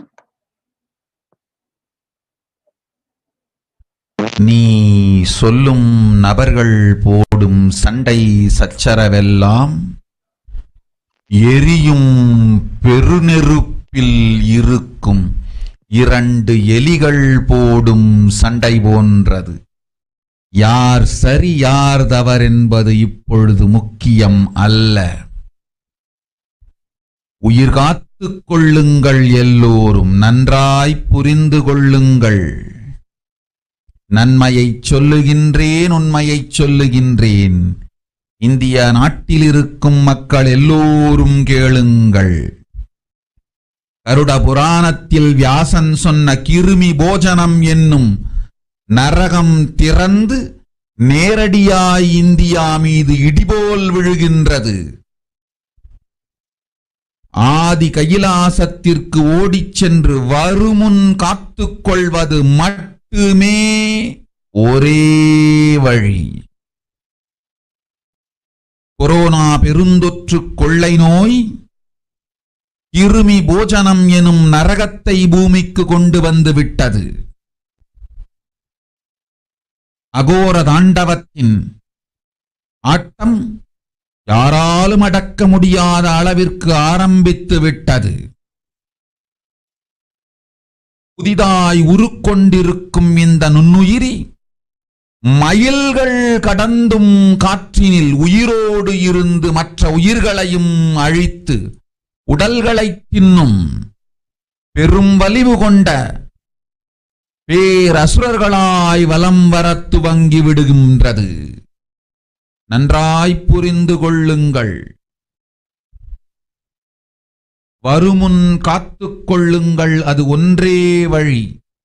அதற்காகவே ஆதி கைலாசத்தை திறந்து வைத்திருக்கின்றேன். உயிர் காத்துக் கொள்ள வேண்டி விரும்பும் எல்லோரும் ஓடுங்கள் ஆதி கைலாசத்திற்கு.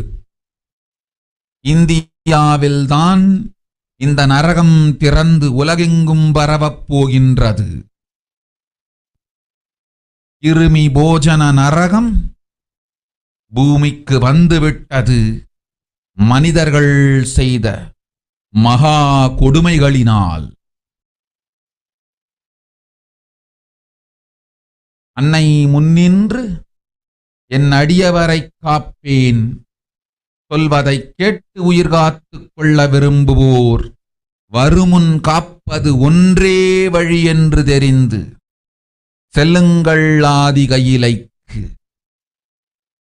ஓம் ஓம் ஓம்.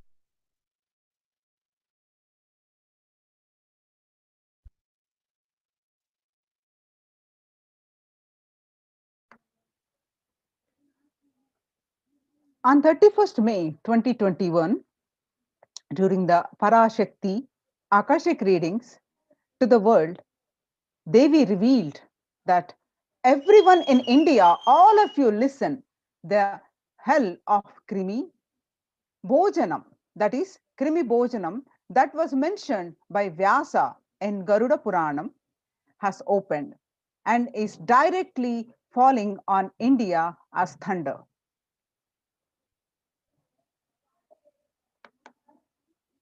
Running to Adi Kailasha and protection from it is the only way. Deadly corona life taking disease has brought the hell known as Krimi Bojanam to earth. The dance of Aghora Thandava, which no one could control, has started. This microorganism that has formed will be alive in air for miles together, destroying other souls. It will eat bodies. It has started roaming as great demons with tremendous strength. Understand properly. Prevention is the only way.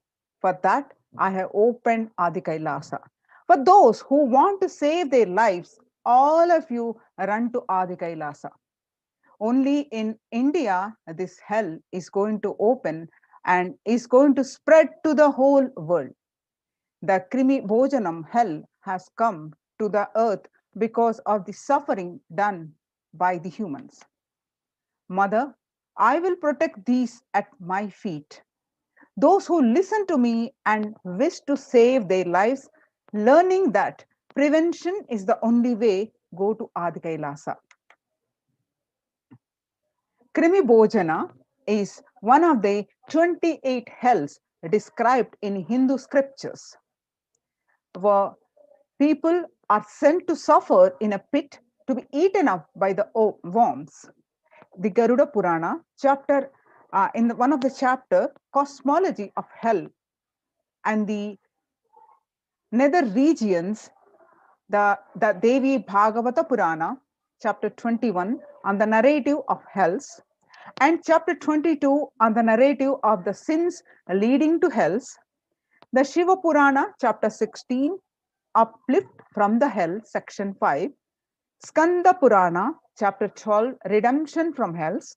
Chapter 2, the merit of visiting Setu. Chapter 30, the glory of Danishkoti. The Brahmanda Purana, chapter 20, hell in nether regions, and chapter 106, suffering in hell. The Padma Purana, chapter 48, section on the nether world.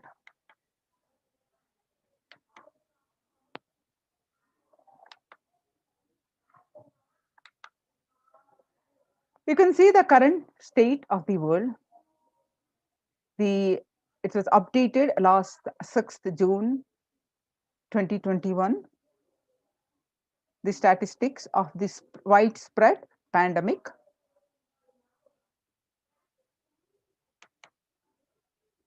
Total deaths 3 million, and largest daily figure is 12,744, and total confirmed cases are in millions, 139 million, and latest daily figure is 837,000 around the world.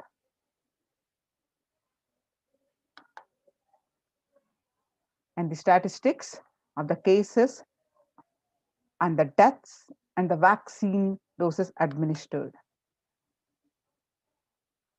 COVID is airborne. Scientists say now authorities think so. They also thinking that the scientists are calling for ventilation systems to be overhauled, like public water supplies were in 1800s after fetid pipes were found to harbor cholera. A quiet revolution has permeated global health. Come to accept what many researchers have argued for over a year. The coronavirus can spread through the air. That new acceptance by the World Health Organization and the US Centers for the Disease Control and Prevention comes with the complete implications.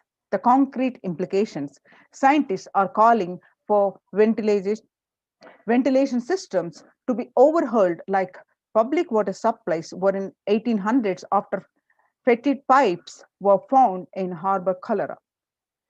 Cleaner indoor air won't just fight the pandemic. It will minimize the risk of catching the flu, other respiratory infections that cost the US more than 50 billion a year. Researchers said in a study in the General Science on Friday, avoiding these germs and their associated sickness and productivity losses will therefore offset the cost of upgrading ventilation and filtration in buildings. World's most infectious disease now airborne.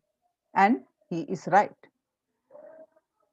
The SARS-CoV-2 virus can travel on a very small particles that disperse quickly outdoors, but can build up indoors. These particles can affect people who stay more than 6 feet away. And the mask that Americans are wearing have adopted many provide some COVID protection, but then do not render an unsafe situation safe. Through scientists have been discussing airborne transmission for months. It was only last week that the World Health Organization, WHO, and CDC made this official. With the vaccine rollout still in its early days across the world, those officials should follow up this belated admission with guidance that unvaccinated people can use to minimize their risk. The Hindu explains is airborne COVID-19 a risk? The airborne COVID threat is confirmed. What to do about it?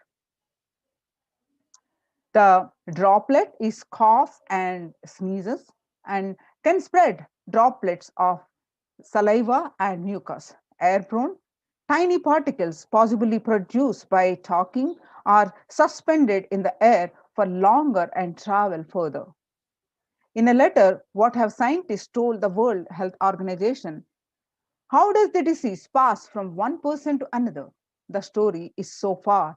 On Monday, July 19, 6,239 scientists from 32 countries put their signatures on an open letter that said COVID-19 is also transmitted via air. Tilted, it is the time to address airborne transmission of COVID-19 and address to the World Health Organization, who they said that there was enough evidence to show that viruses are related during exhalation, talking, and coughing, and the micro droplets small enough to remain aloft and pose a risk of exposure at distances beyond 1 to 2 meters from someone who is infected low for fewer than 3 feet to 6 feet, recommended for physical distancing between people to avoid transmission.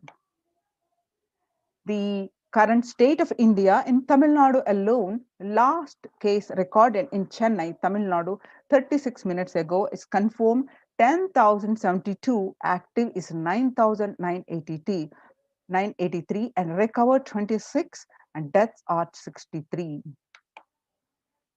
The statistics, new cases and deaths. You can see the picture. The Times of India's statistics, the COVID-19 in Tamil Nadu, the number of deaths is higher during the second wave. You can see the statistics in this slide. And you can see more statistics.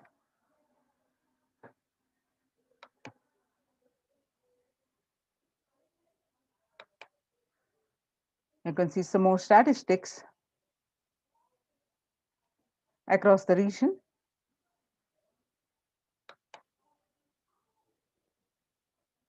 And the last case that we heard in the different state, Maharashtra.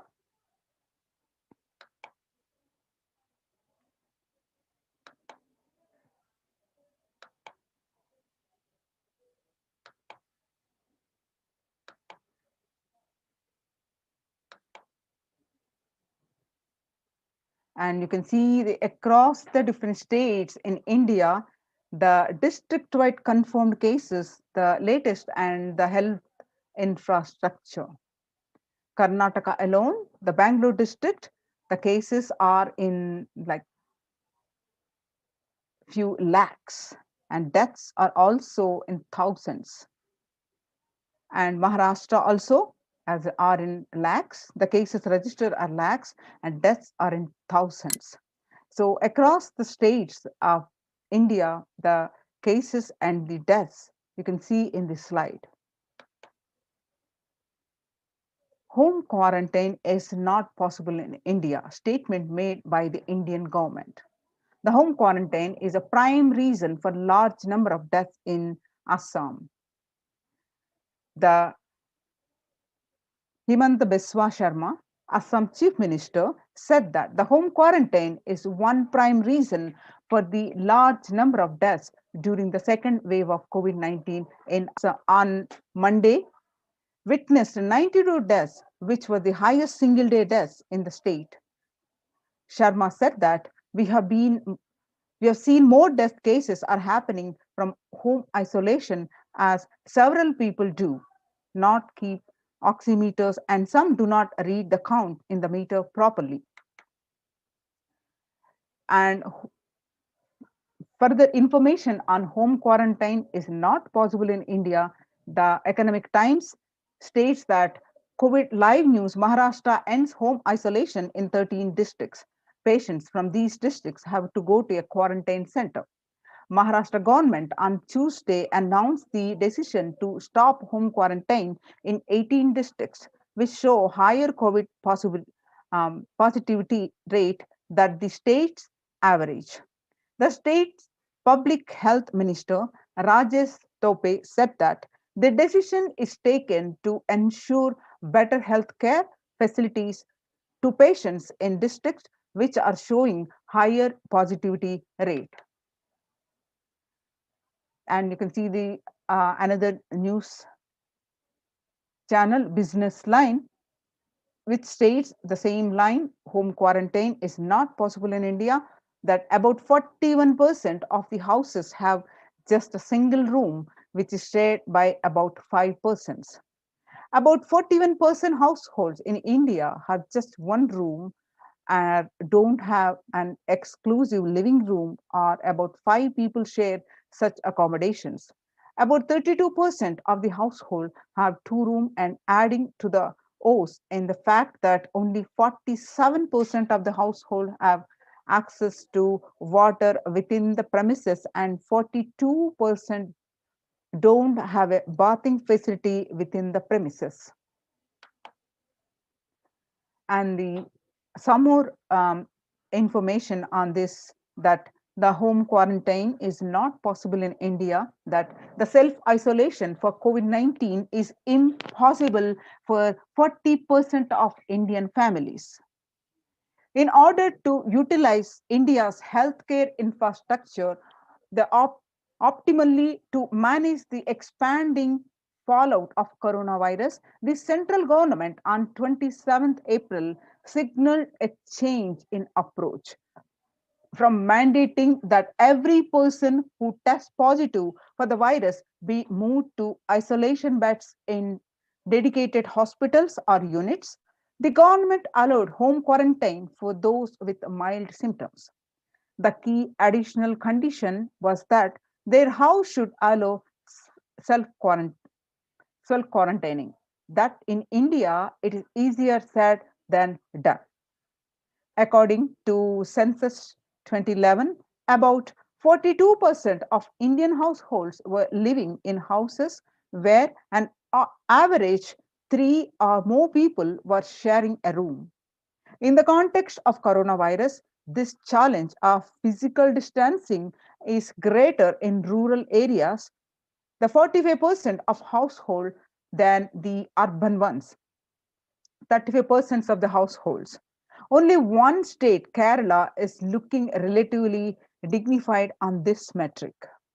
And all districts reporting at least 250 cases have anywhere between 34% and 54% household averaging 3 or more to a room. Where is the space for home quarantine in cities? In New Delhi, the health ministry last week said most cases of coronavirus had been asymptomatic or mildly symptomatic, and had advertised advised home isolation for such people. It also said that 65% cases across the country were reported from big cities. However, the census data suggests, and experts also agree, that the following the ministry guidelines on home quarantine is near impossible, particularly in urban households. The guidelines on home quarantine say the person showing COVID-19 symptoms has to remain isolated in a well ventilated room, preferably with a attached toilet. If another family member needs to stay in the same room, it is advisable to maintain a distance of at least 1 meter between the two, it stated. So, when the first world countries closed their borders during a massive global emergency, Kailasa has opened its doors to all without exception. The Supreme Pontiff of Hinduism reveals that at least 6 months back, I became aware that multi-layer quarantine is needed to protect people. If you are in India and you want to protect your immediate family or extended family, anyone who will listen to you, get them immediately to our campuses. Across India, the centers, the COVID care protection centers are open, are Adi Kailash in Bididi, Bangalore, Salem Adinam in Tamil Nadu, Tiruvannamalai Adinam in Tamil Nadu, Rajapalam Adinam in Tamil Nadu, Puduvai Adinam, Tamil Nadu, Pattanam Adinam, Srirangapadi Adinam in Tamil Nadu, Sripuram Adinam in Hyderabad, and Madurai Adinam in Tamil Nadu, Avattipalayam, Erode, Tamil Nadu, and Husur Adinam, Tamil Nadu, and Baroda Adinam in Gujarat. Kailasa rushes to help us as India finds itself on the verge of COVID-19 third wave. First, the multiple free COVID care centers opened across India. Various social services offered during pandemic in Nithyananda ashrams across India. The spiritual services offered during pandemic in Nithyananda ashrams across India. The cosmic revelations on global pandemic.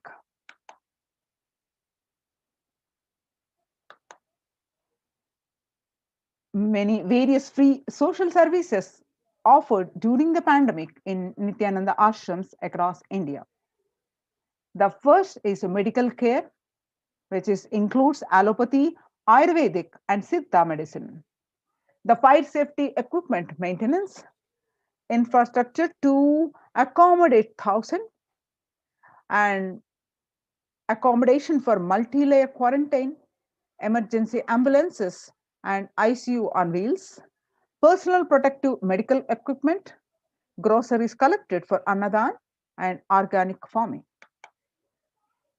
So, if you'd like to save your life, join COVID care protection centers and register now through the link below, which is https://kailasa.org/Kailasa care. The glimpses from Kailasa's the Department of Health on COVID protection for Sarvajna Peetham. Immunity boosters and COVID care supplements procurement. The allopathic immune boosters are zinconia, vitamin D, and vitamin C. Through Ayurvedic medicine, immunity boosters are being provided to protect all the residents of Adi Kailasa Sarvajna Peetham. Steaming once a day with tulsi, eucalyptus, nochi, and turmeric leaves. All these leaves, the herbal leaves are taken from the healing trees here in Adi Kailasa. Twice a week, consumption of Kabasura Kundanir, a mixture of pepper, ginger, and clove, and other ingredients extensively aimed for boosting the lungs, improving the respiratory system, and treating infectious conditions such as cough, cold, and fever. Neelavembu Kundinir to be taken once a week.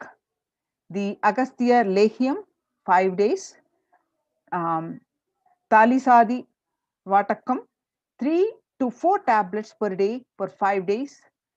Induganta Kashayam, the Amrutostara Kashayam, both for 5 days, 1 teaspoon within 50 ml of warm water. Sudarshana Gulika once every 5 days. Gargling with salt and turmeric twice a day. Spiritual routine Panchakriya, the detoxing the whole body. Haritaki, castor oil, neem juice. Pratama Vinyasakama, the regular daily yoga that we do. Trinetra Kumbhaka and Puja, daily Nitya Puja. The basic sanitation and safety practices are a disposal of soil pads, infected material, and non biodegradable done through incineration, RO water systems for drinking water, cleansing and sanitization of overhead tanks, a regular DVDing, maintenance and repair of electrical circuits, communication facilities for safety of the residents, and compost pit filling with biodegradables. The diagnosis COVID care quarantine methodologies include immediately upon arrival to the campus, occupants will be quarantined for 15 days. The swab test, the RT PCR test to be done on day 5 of quarantine. All food handlers to be wearing mask and gloves and keeping distance. Disposal of waste food to be done with gloves and mask. Disposal of gloves and mask by incineration, and in case of an emergency, protective kits ready to hand to take a COVID positive patient to hospital. You can see the picture of the precautionary, the symptoms, the hand washing and infection control. Washing hands as often thoroughly with soap and water or with alcohol based hand sanitizer. Avoid sharing any items such as dishes, drinking glasses, cups, eating utensils, towels, bedding, or other items with other residents in the Adinam. The mask protection include wear a mask all the times when and if exposed to vendors or outside people. Double layer cotton mask should be changed every day up to 24 hours and can be reused after washing with a detergent and sun dried. If it gets wet by saliva, the secretions or sweat, change it and wear a single a dry mask. The wet mask can be stored in a sealed plastic cover and washed with detergent and reused later. The mask protection, you can see the pictures. The face shield. A face shield will be provided as an extra protective wear for people at the gate, interacting with the vendors and outsiders. The use of hand sanitizer, hand washing, regular streaming, taking of preventive kashayams, turmeric salt water gargling, and bathing with washing clothes with history of any exposure. If symptoms appear, which includes cough, fever, difficulty in breathing, he or she should immediately inform the medical person in charge immediately. The standard operating procedures of quarantine includes first line of quarantine, people in the first circle who are in contact with vendors, the area of stay confined to the outermost area where communication with the outside is happening with vendors, etc. The stay in a well ventilated single room, preferably with an attached separate toilet. The person should not come to contact with inmates of Adhinam, especially elderly people, the pregnant women, children, and persons with comorbidities, the hypertension, diabetes, heart problems, asthma, etc. Restrict his or her movement within the area or room, the first line of quarantine. Delivery of packages. All parcels received at the gate to be sanitized, spraying with disinfectant. All deliveries will be contactless delivery. Wearing of free coverings and hand gloves are mandatory if contactless delivery is not an option, or request the delivery to be left in a protected and isolated place. The outer packaging of the item or product will be disposed before it enters the adhina. Packages will be quarantined before being delivered. All the delivery bags, boxes, and containers will be thrown away after transferring the items to their respective places. The surfaces of the package will be cleaned with a simple disinfectant and left to dry. All hands handling the packaging will be thoroughly washed with soap and water and or antibacterial solution frequently. All mail and packaged products, the non-perishable, will be left outside for 24 hours before using them. Disinfection, the sodium hypochlorite, the bleach or chloride will be used, the 1 teaspoon of bleaching powder in 3 cups. Alcohol at 70 to 90% will also be used for surface disinfection. Clothes to be washed separately with detergent and dried. Sharing of items the spread of the virus. Fever continues for more than 5 days. If some of the warning signs, fever returns to the second week after having been reduced for a day or two. Fever more than 101 Fahrenheit after day 4. Resting heart rate over 110 while there is no activity happening. Breathlessness, tightness in the chest. Oxygen saturation less than 94% on pulse oximeter. 6-minute walk test. Record the saturation rate before and after walking briskly for 6 minutes. If the saturation falls by more than 3%, it is not favorable, and less than 94% is not good too. Relentless cough, the continuous coughing. In campus ambulances, you can see the pictures. Some more pictures of this. The prevention is the best medicine. This is the second line of quarantine. People who come in as newly will be given a separate room with toilet facility. Under no circumstances will they exit the room. The designated quarantine person picks up the food after the person who serves the food is at a safe distance of 6 feet. The food will be placed outside the door. Monitor the temperature, pulse rate, and oxygen saturation levels once a day and more often if the person is symptomatic. Please speak with the medical team. Take paracetamol if temperature is more than 99 Fahrenheit. Ensure good hydration. Have a nutritious diet and stream inhalation twice daily. Salt and turmeric hot water gargling twice daily. Ayurvedic and Siddha medicine will be given as per the instructions. Doctor will be contacted if there is worsening of symptoms for specific management, which could be further consultation, investigations, and treatment.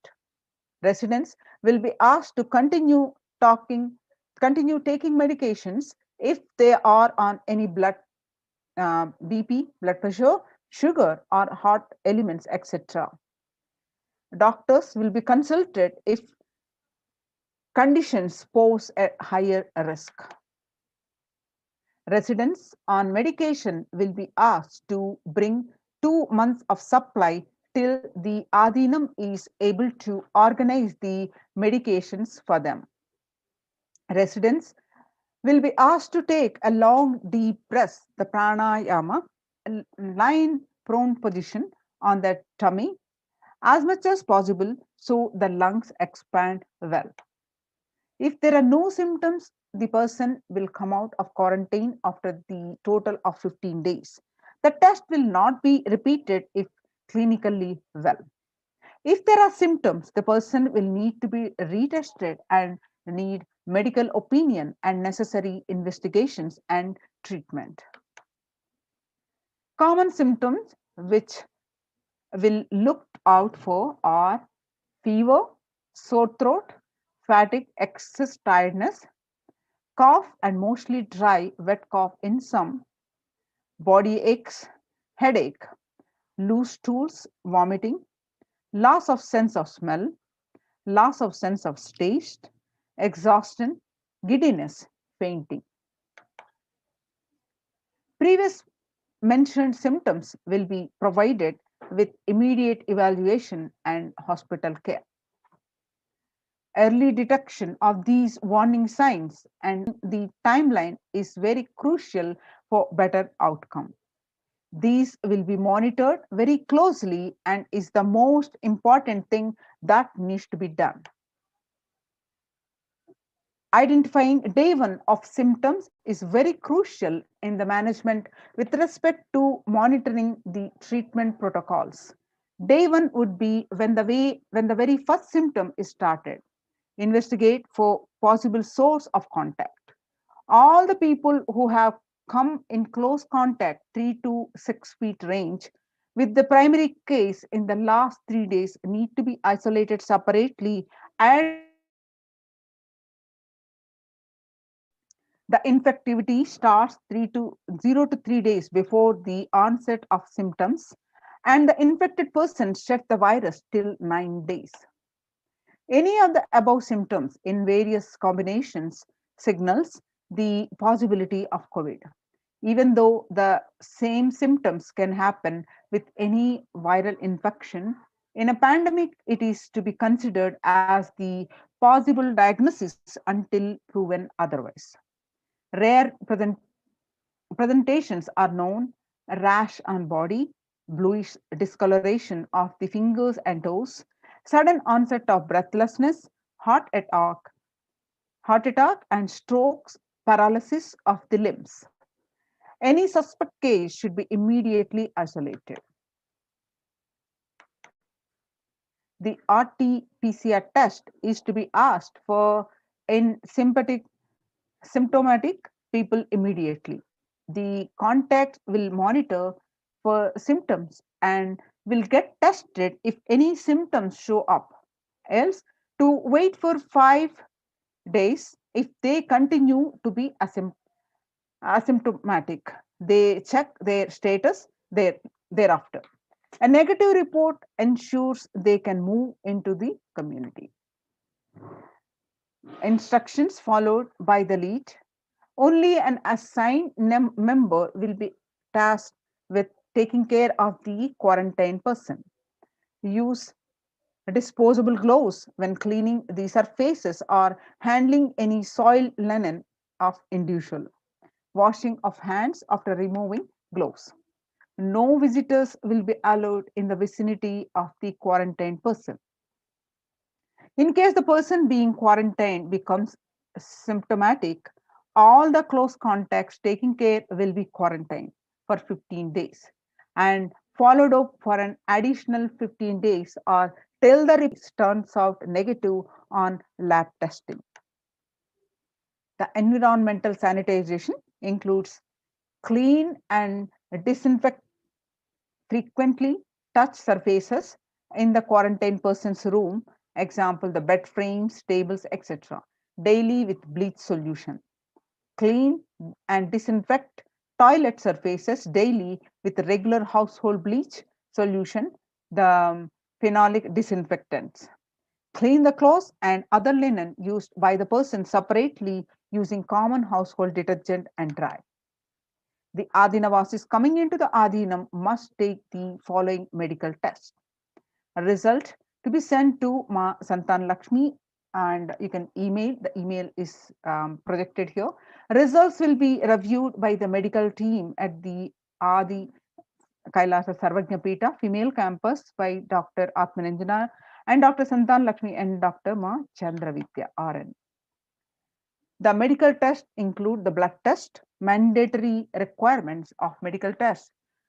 Blood test, the complete blood count with peripheral smear, blood group type, fasting and postprandial blood sugar, renal function test, blood urina, blood and serum creatinine, VDRL, HBsAg, HIV, thyroid function test, serum T3, T4, TSH, ECG, liver function test, and lipid profile tests. Please get your RT-PCR test for COVID-19 taken 2 days before coming into the Adhinam and send it to the previous mentioned email address to get clearance. The medical team will communicate to the admin of the respective Adhinam which regards to the medical status and approval status. Once communicated to the person should come into the Adhinam within 24 to 48 hours of the test. If there are any pre-existing medical issues like hypertension, diabetics, or any other chronic diseases and comorbid situation, please bring in a recent reports and the prescription from the attending doctor. A medical form will need to be filled in by all the new occupants. A legal disclaimer will also be required to be signed. All the people in the quarantine will be monitored for temperature rise, oxygen status, and other symptoms during the period of quarantine. Anyone with symptoms should be reported immediately. The designated quarantine person will be responsible to monitor the pulse oximeter and temperature daily. The equipment should be sanitized after every use, and knowledge for the same will be given to the medical team. The report of these recordings will be reviewed by the medical team daily. During the quarantine period, Ayurvedic and Siddha preparations, streaming, saline, and turmeric, water goggle, and other immune booster will be given by the caregivers, which has to be followed strictly. The rules and regulations include after 15 days, they can be out of quarantine. Please follow the basic guidelines of living in the Adhinam, some of which are listed below. Smoking, drinking, drugs, substance abuse is strictly prohibited. Consumption of non-vegetarianism food is strictly prohibited. Illicit sex is strictly prohibited. Please follow the basic etiquette like traditional Indian clothing, personal and environmental cleanliness, and hygiene. Maintaining the sanitation of the Adhinam include the following measures below will help prevent in the spread of infections in the Adhinam, such as colds, flu, and stomach bugs, and protect the Adhinavadis. Make sure the workplace are clean and hygienic. Surfaces that are desks and tables and objects that, example, the telephone, keyboards, need to be wiped with the disinfectant regularly to prevent. Promote a regular and thorough hand washing by the Adinavasis. Please keep sanitizing hard rub dispensers in prominent places around the workplace. Make sure these dispensers are regularly refilled. Display posters promoting hand washing. The washing kills the virus on your hands and prevents the spread of infection. Promote good respiratory hygiene in the workplace, display posters promoting respiratory hygiene. Good respiratory hygiene prevents the spread of infection. Anyone with even a mild cough or low grade fever with 37.3 Celsius or more need to be monitored by health personnel with isolation even if symptoms are mild. They should wear ordinary surgical face masks rather than N95 face masks in their quarantine room. Medications such as paracetamol, ibuprofen, or aspirin may mask symptoms of infection. Ensure and pre-order sufficient supplies and materials, including masks, tissues, and hand sanitizers for all the people. The travel precautions include travel outside of the Adinam must be discussed with the medical department. No one is leave the premises without approval. Plan of action when someone is infected with COVID-19. The plan should cover putting the ill person in an area where they are isolated from others. Local health authorities will be notified. The medical team have a working relationship with good hospital for and any medical emergency. Please note down emergency contact numbers of the hospitals where you may have to shift people to. All the medical team members and the admins will have it with them for immediate reference. You can see the oxygen concentrators in case of emergency. Join now for the COVID Care Protection Center. Register now through the link below, https://kailasa.org/Kailasa Care. So now we'll have a short break and we are going to move on to the next segment.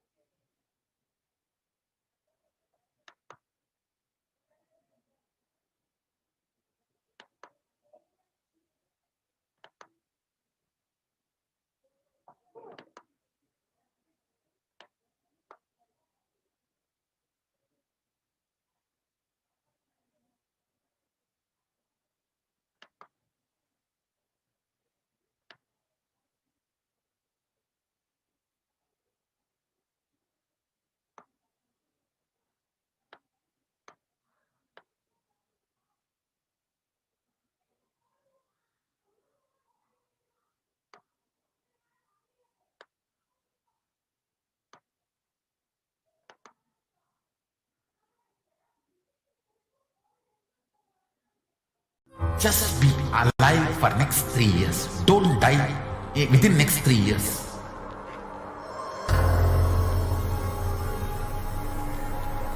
Just don't die within next 3 years. Be alive. Somehow be alive. I'm working sincerely. I will reach you somehow. Somehow I will reach you. It's my commitment to humanity.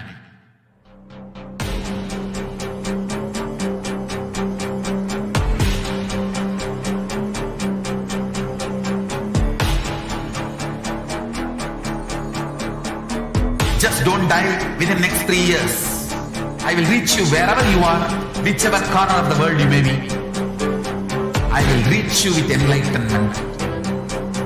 You manifesting the space, state, powers, being, Paramashivoham. It is possible, and it is possible for you.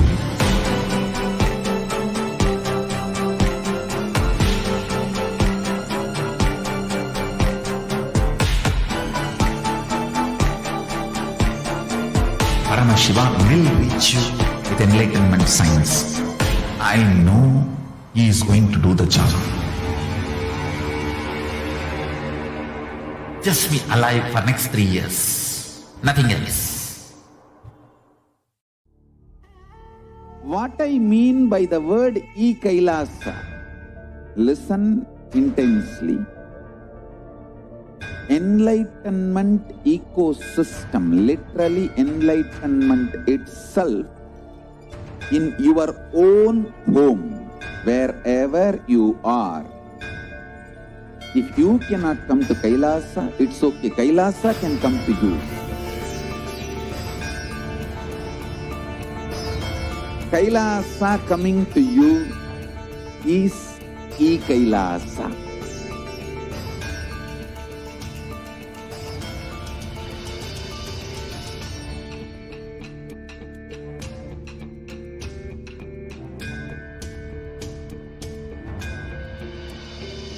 I will revive Hinduism. I am a Hindu revivalist, not by any revolution, but by evolution.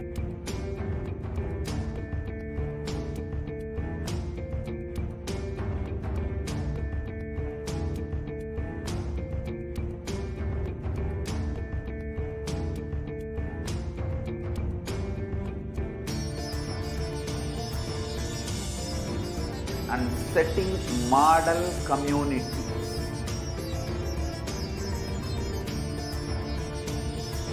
Kailasa, enlightenment ecosystems, Sarvanya Pitas all over the world.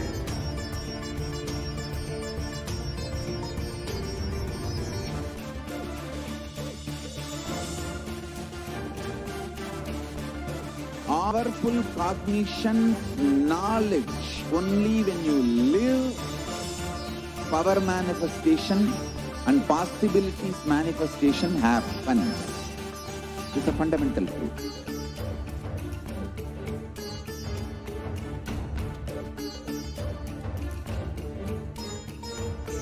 Hinduism cannot live exclusively as one sampradaya. No.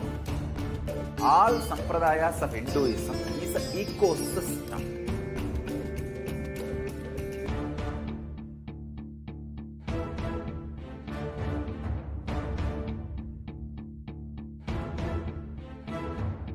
So don't keep quiet thinking that if one sampradaya is attacked, only that sampradaya is going to be affected. All of us are ecosystem.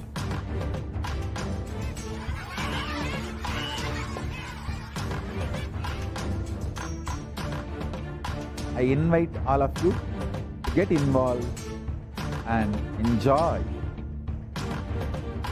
Hinduism by the principle of Dharmo Rakshati Rakshitaha. When you protect Dharma, Dharma protects you.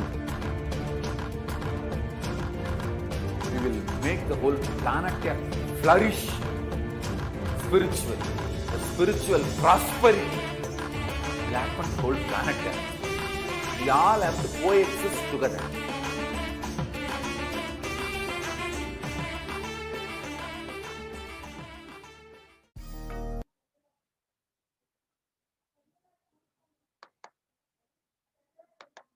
Yes.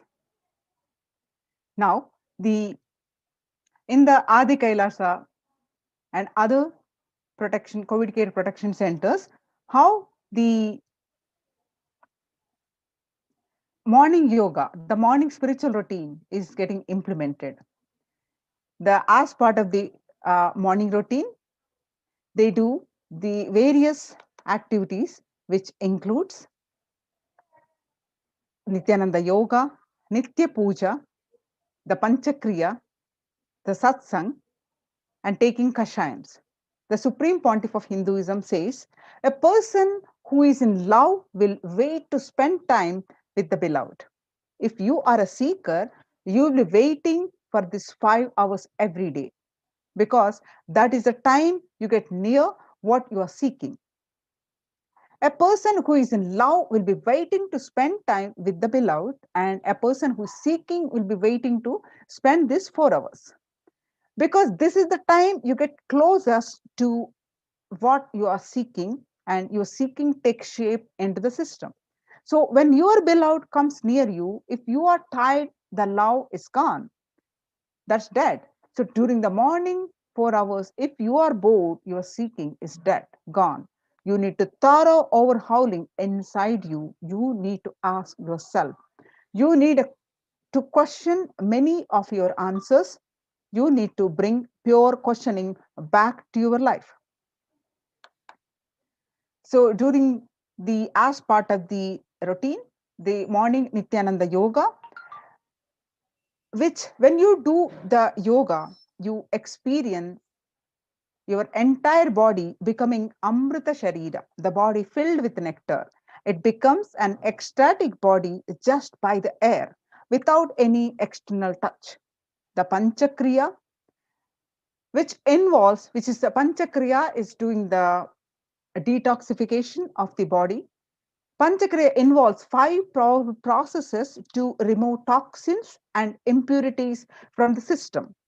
Just like how we take a shower every day to clean the external parts of our body, Panchakriya is a powerful cleansing process which cleanses the internal organs of our body, keeping it cool.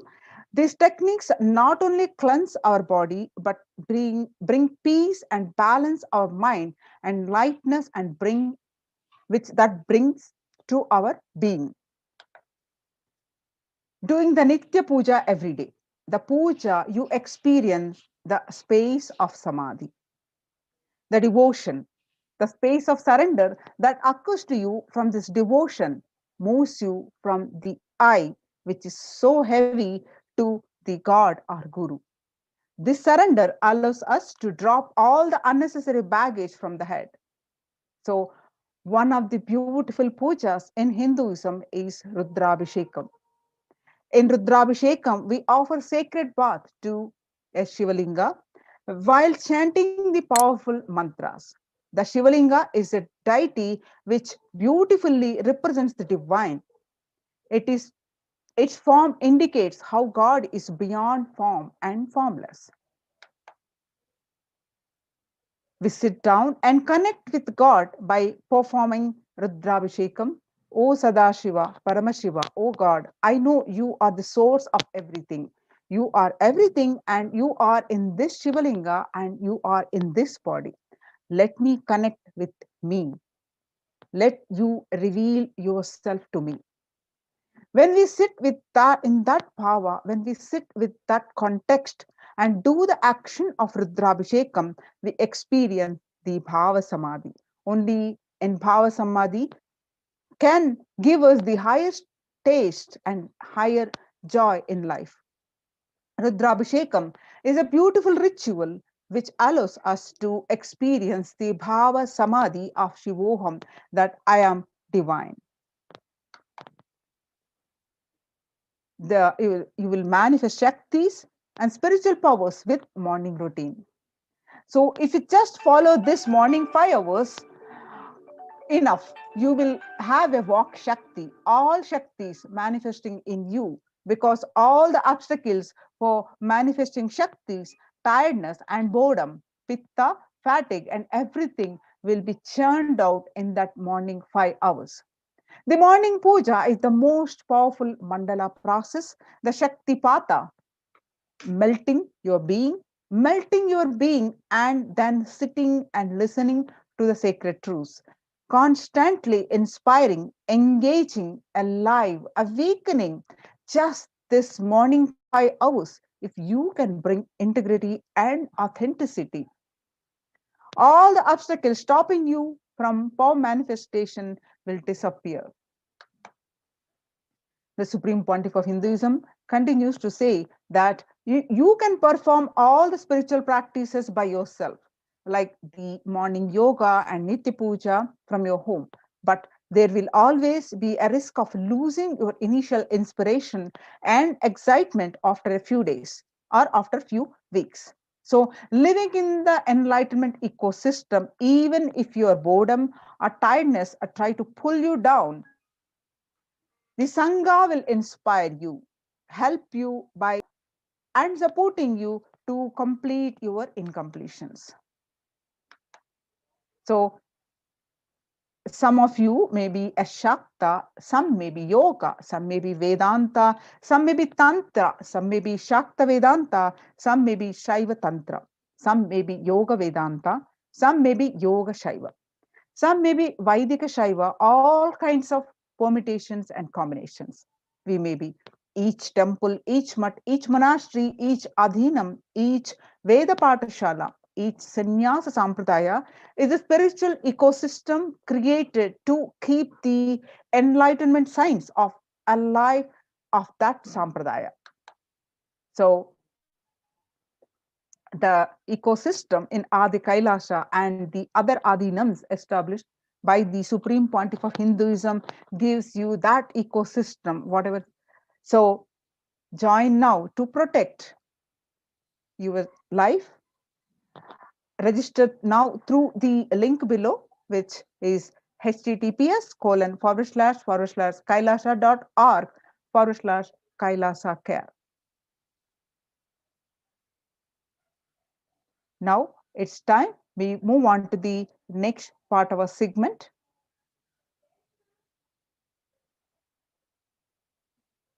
After a short break, and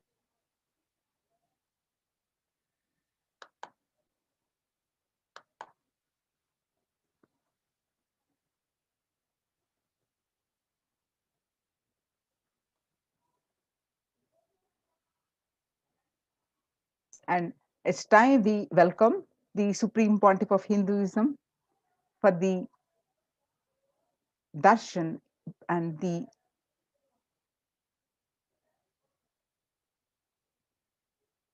infinite blessings that we are going to receive. And let's sit with the deep space of gratitude and with the deep restful awareness and a strong feeling connection with the Supreme Pontiff of Hinduism. We are just a few hours away for the Guru Purnima. On this occasion, let's all offer our gratitude. And now it's time we sit with a deep feeling connection, deep sense of gratitude to receive the Supreme Pontiff of Hinduism. Let's start chanting the Mahavakya. Om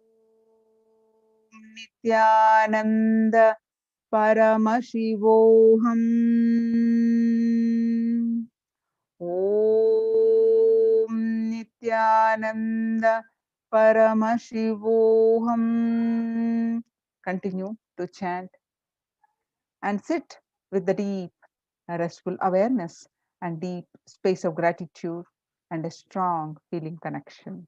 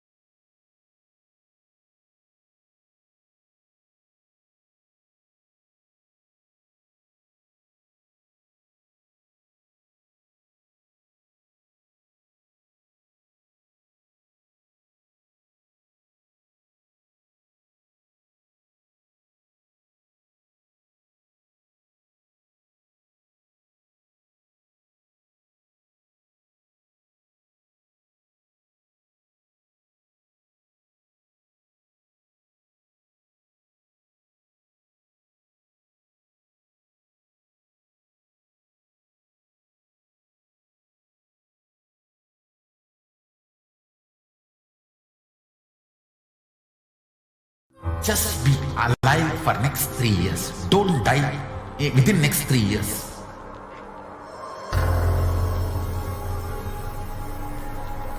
Just don't die within next 3 years. Be alive. Somehow be alive. I'm working sincerely. I will reach you somehow. Somehow I will reach you. It's my commitment to humanity.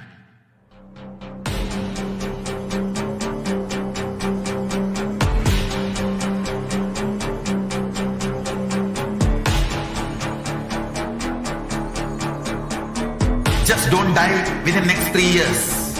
I will reach you wherever you are, whichever corner of the world you may be. I will reach you with enlightenment. You manifesting the 8 powers being Paramashivoham. It is possible, and it is possible for you.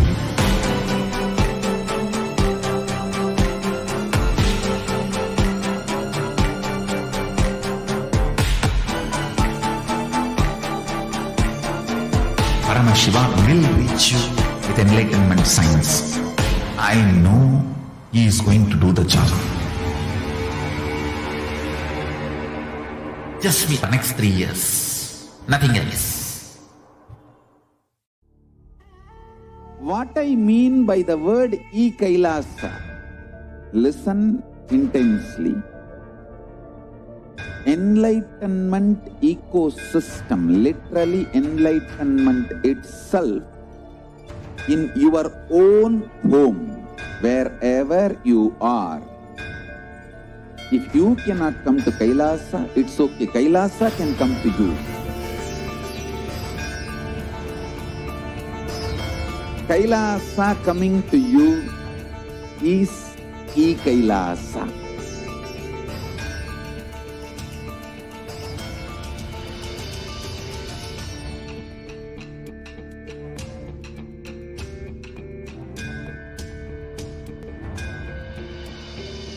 I will revive Hinduism. I am a Hindu revivalist, not by any revolution, but by evolution.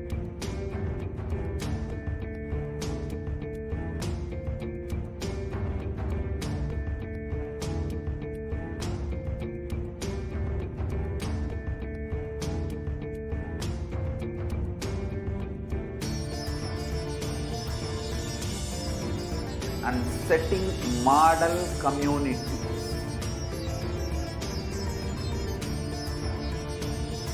Kailasas, enlightenment ecosystems, Sarvanya Pitas all over the world.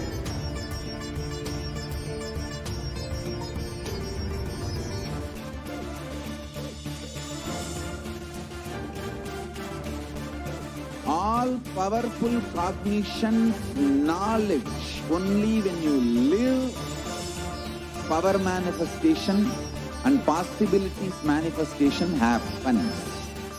It's a fundamental truth.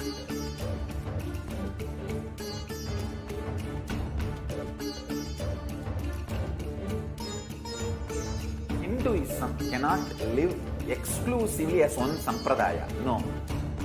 All sampradayas of Hinduism is an ecosystem.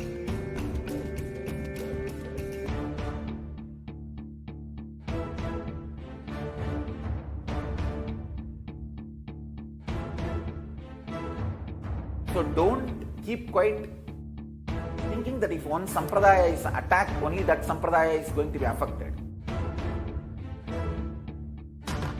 All of us are ecosystems.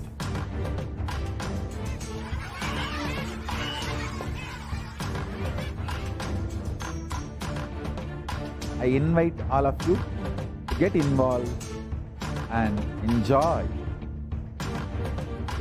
Hinduism by the principle of Dharmo Rakshati Rakshitaha.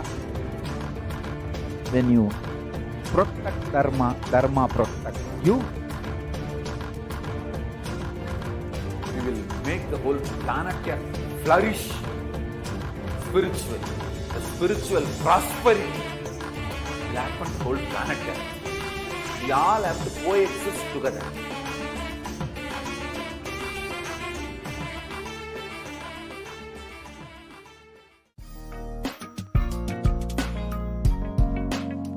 We get you help.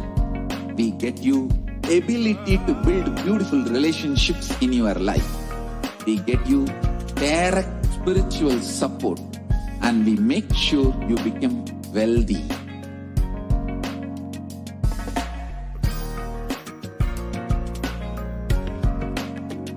We won't stop giving you just good life. We will literally not stop till you live enlightened life. Manifesting the state of Paramashiva, space of Paramashiva, powers of Paramashiva, being of Paramashiva.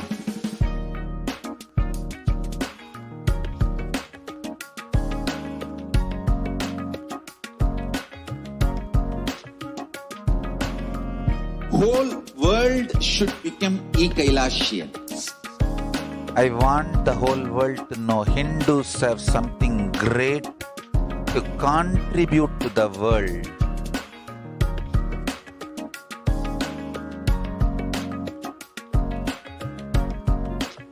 We have something great to contribute to the world.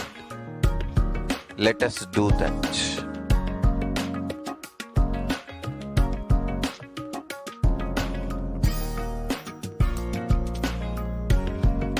E-Kailasa is proper customized spiritual service helping you to identify your root patterns of suffering. We have perfected the science of helping every individual from every cultural, religious, nationality background.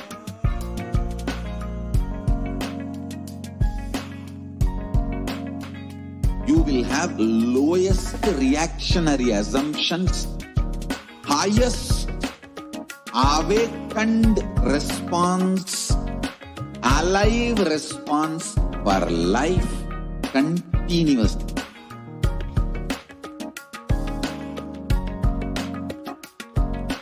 E-Kailasa is enlightenment ecosystem, literally enlightenment itself in your own home, wherever you are.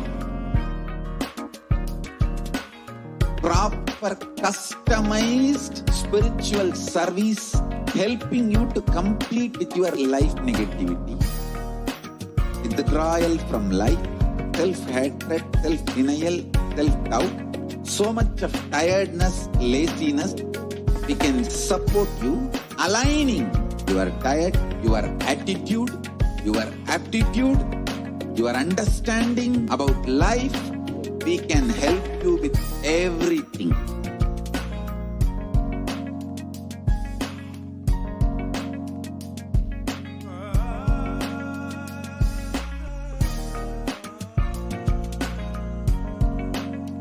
If you are interested in enlightenment, we will immediately bring this to you. If you are not interested, we will explain the whole science, inspire you, and make you interested in enlightenment science. We need to cater this enlightenment science to the whole world wherever they are, because enlightenment is the birthright of all human beings. Kailasa is responsible to provide that to all human beings.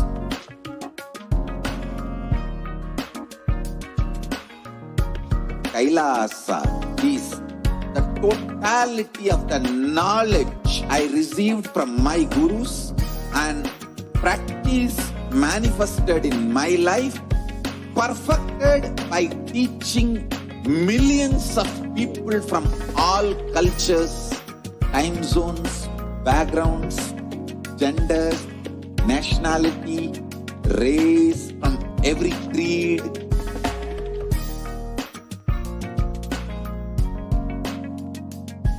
So this absolutely perfected knowledge available to you, served to you in your home without even you moving out of your couch, free of cost.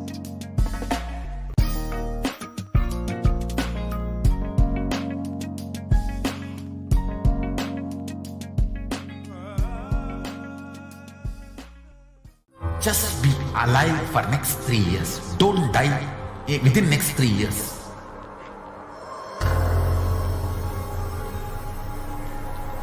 Just don't die within next 3 years. Be alive. Somehow be alive. I'm working sincerely. I will reach you somehow. Somehow I will reach you. It's my commitment to humanity.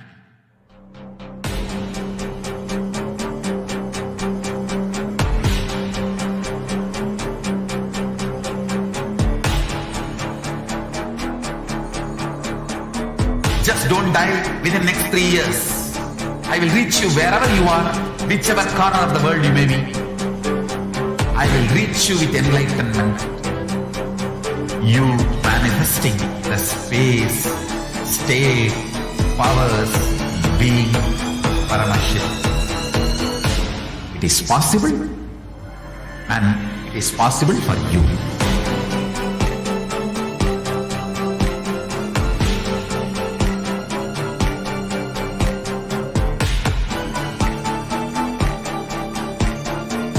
Paramashivoham will reach you with enlightenment science. I know he is going to do the job. Just be alive for next 3 years. Nothing else. What I mean by the word e-Kailasa, listen intensely. Enlightenment ecosystem, literally enlightenment itself, in your own home, wherever you are. If you cannot come to Kailasa, it's okay. Kailasa can come to you. Kailasa coming to you is e-Kailasa.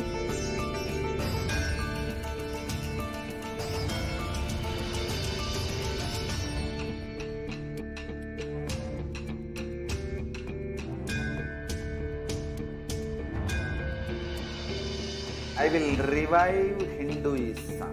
I am a Hindu revivalist, not by any revolution, but by evolution.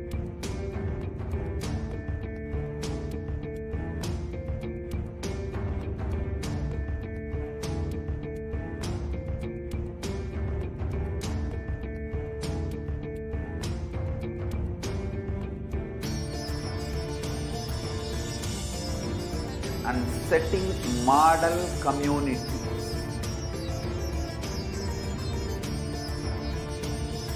Kailasas, enlightenment ecosystems, Sarvanya Peethas all over the world.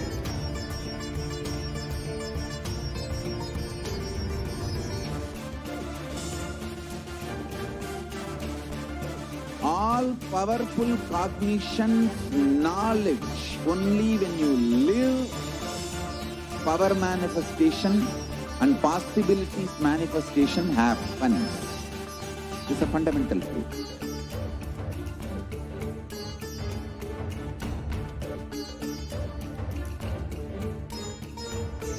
Hinduism cannot live exclusively as one sampradaya. No.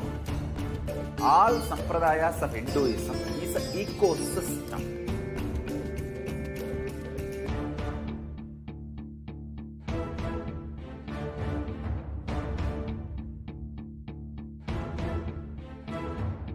So don't keep quiet thinking that if one sampradaya is attacked, only that sampradaya is going to be affected.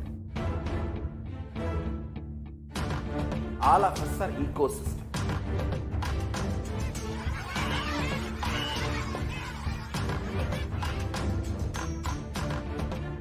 I invite all of you to get involved and enjoy Hinduism by the principle of Dharmo Rakshati Rakshitaha. When you protect Dharma, Dharma protects you. We will make the whole planet flourish spiritually. spiritual prosperity will happen to the whole planet Earth. We all have to coexist together.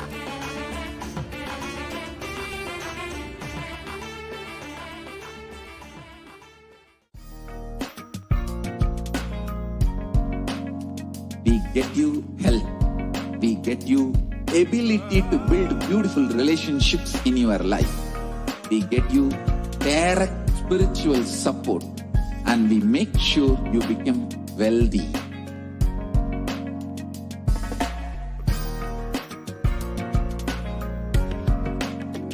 We won't stop giving you just good life. We will literally not stop till you live enlightened life. Manifesting the state of Paramashiva, space of Paramashiva, powers of Paramashiva, being of Paramashiva.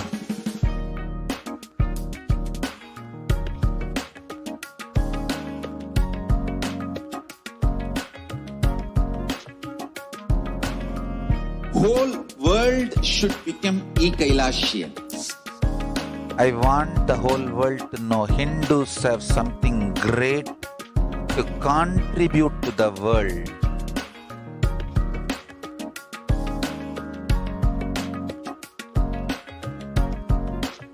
We have something great to contribute to the world. Let us do that.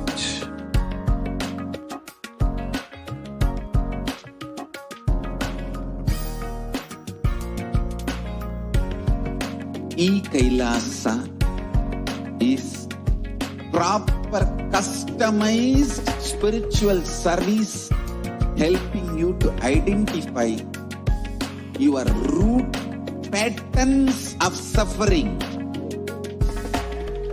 We have perfected the science of helping every individual from every cultural, religious, nationality background.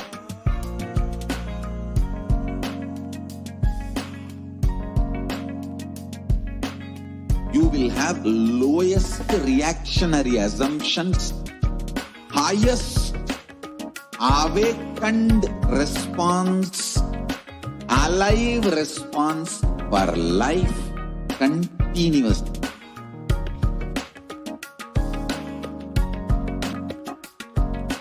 E-Kailasa is enlightenment ecosystem, literally enlightenment itself in your own home, wherever you are. Proper customized spiritual service helping you to complete with your life negativity, withdrawal from life, self-hatred, self-denial, self-doubt, so much of tiredness, laziness. We can support you aligning your diet, your attitude, your aptitude, your understanding about life. We can help you with everything.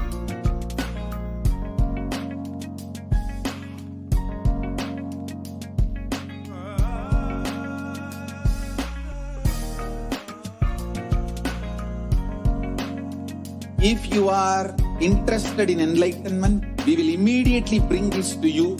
If you are not interested, we will explain the whole science, inspire you, and make you interested in enlightenment science.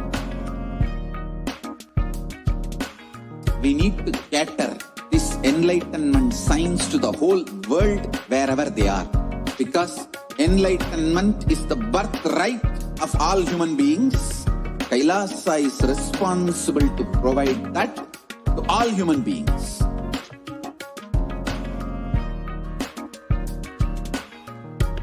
Kailasa is the totality of the knowledge I received from my gurus and practice manifested in my life, perfected by teaching millions of people from all cultures, time zones, backgrounds, genders, nationality, race, from every creed.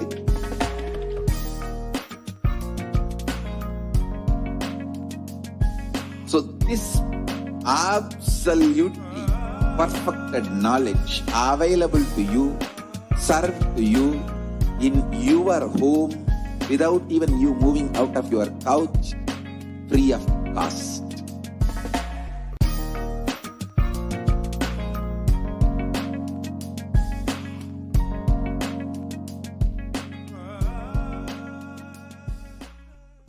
Just be alive for next 3 years. Don't die within next 3 years.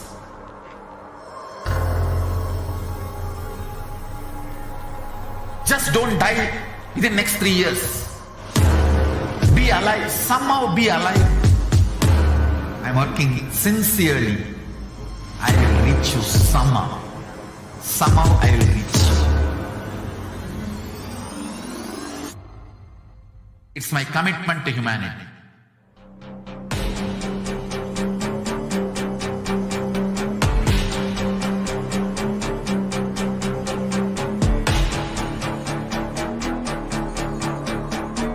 Just don't die within next 3 years.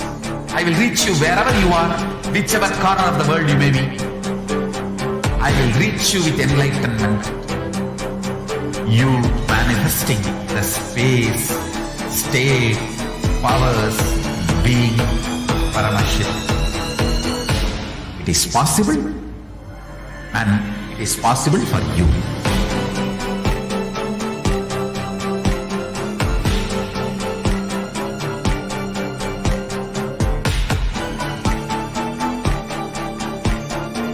Paramashivoham will reach you with enlightenment science.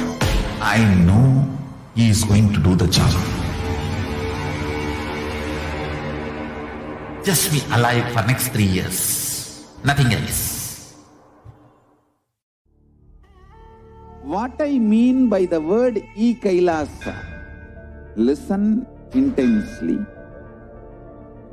Enlightenment ecosystem, literally enlightenment itself, in your own home, wherever you are. If you cannot come to Kailasa, it's okay. Kailasa can come to you. Kailasa coming to you is e-Kailasa.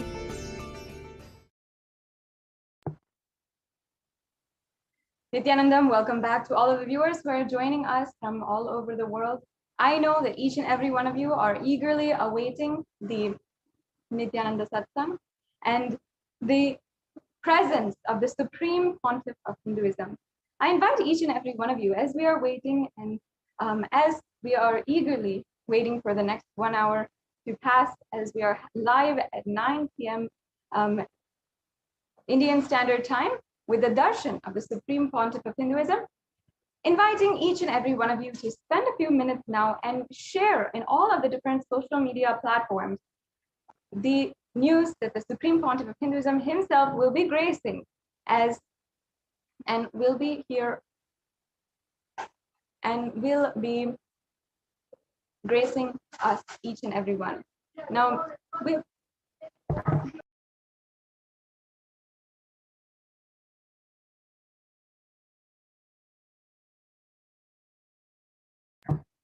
so make sure that you're going ahead and sharing in all the different social media platforms, Facebook, Twitter, wherever you're spending time. Now, in this day and age, many of us are spending at least 4 to 5 hours on social media itself. And we are continuously being able to,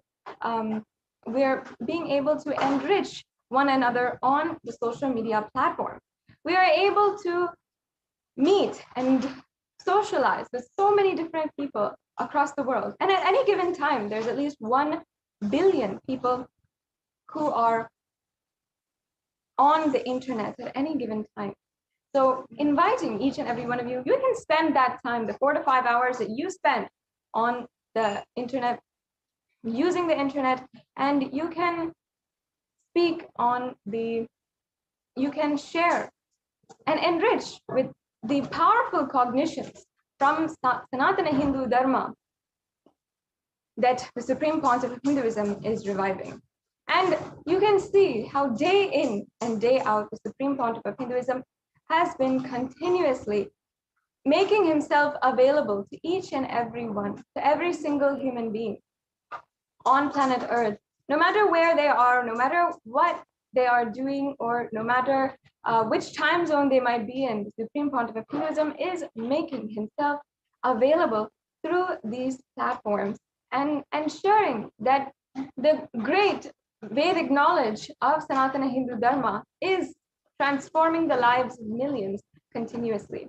Whether it is on YouTube, where more than 7,000 videos with more than 20,000 cumulative darshans, dikshas, satsangs, and so much more is available for each and every one of you to constantly enrich yourself in any problem, for anything during the day.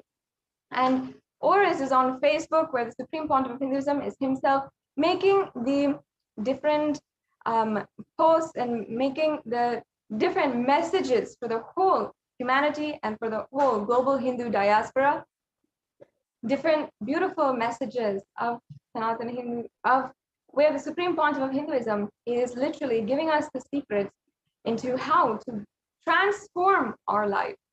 Each and every one of us can benefit so much, literally transform our lives from this extremely productive and extremely auspicious advent of the avatar. Now, not only in YouTube or Facebook, but the Supreme Pontiff of Hinduism is also available, making himself available on Twitter, as well as other platforms where you might be continuously joining us wherever you are. And every day, the Supreme Pontiff of Hinduism is speaking on the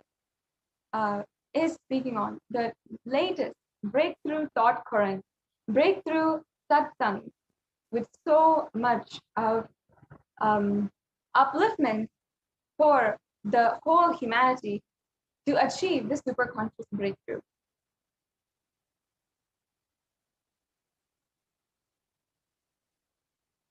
Yes.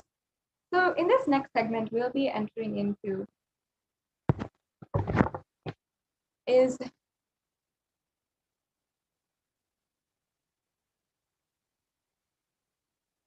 the next segment we'll be entering into right now is understanding the persecution against the Supreme Pontiff of Hinduism.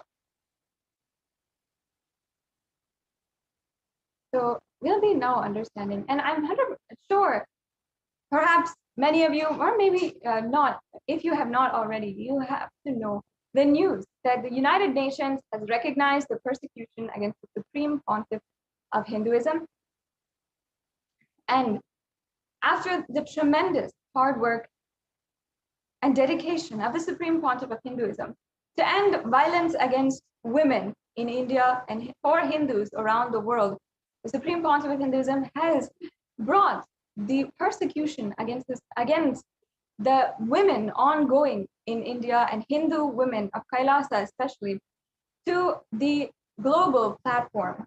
Now, the UN Special Rapporteur has recognized the amount of work that the Supreme Pontiff of Hinduism has done to bring out, to give a voice and eliminate the violence against victims and give a voice to the immense amount of number of victims who are out there, who are victims of sexual assault and gender-based violence and femicide due to institutional misogyny and so many different crimes against women, ultimately crimes against humanity.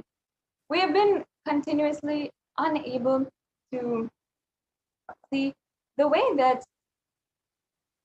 women in India especially are being continuously attacked. If a woman sees either themselves or their mothers, their grandmothers, their relatives, their cousins, their sister-in-laws and mother-in-laws, every single woman we know has gone through something, has seen in front of their own eyes the amount of violence that has been happening in the street. And even if we have not gone through it ourselves, we are literally able to see it in the street. We know when a woman is unable to fend for herself and defend herself. and Hindu women especially have been undergoing persecution and violence in so many different forms for the last 1,000 years. But where is this in the international platform? Where has this been recognized as a history? In our Hindu textbooks, we're not even taught what kinds of crimes the Hindus are undergoing.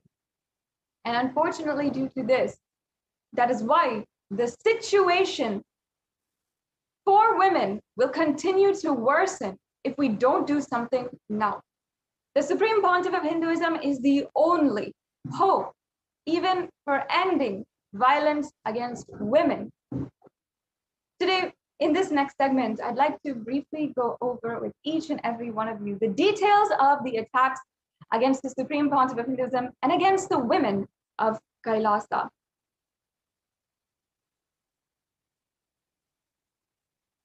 Yes, so now,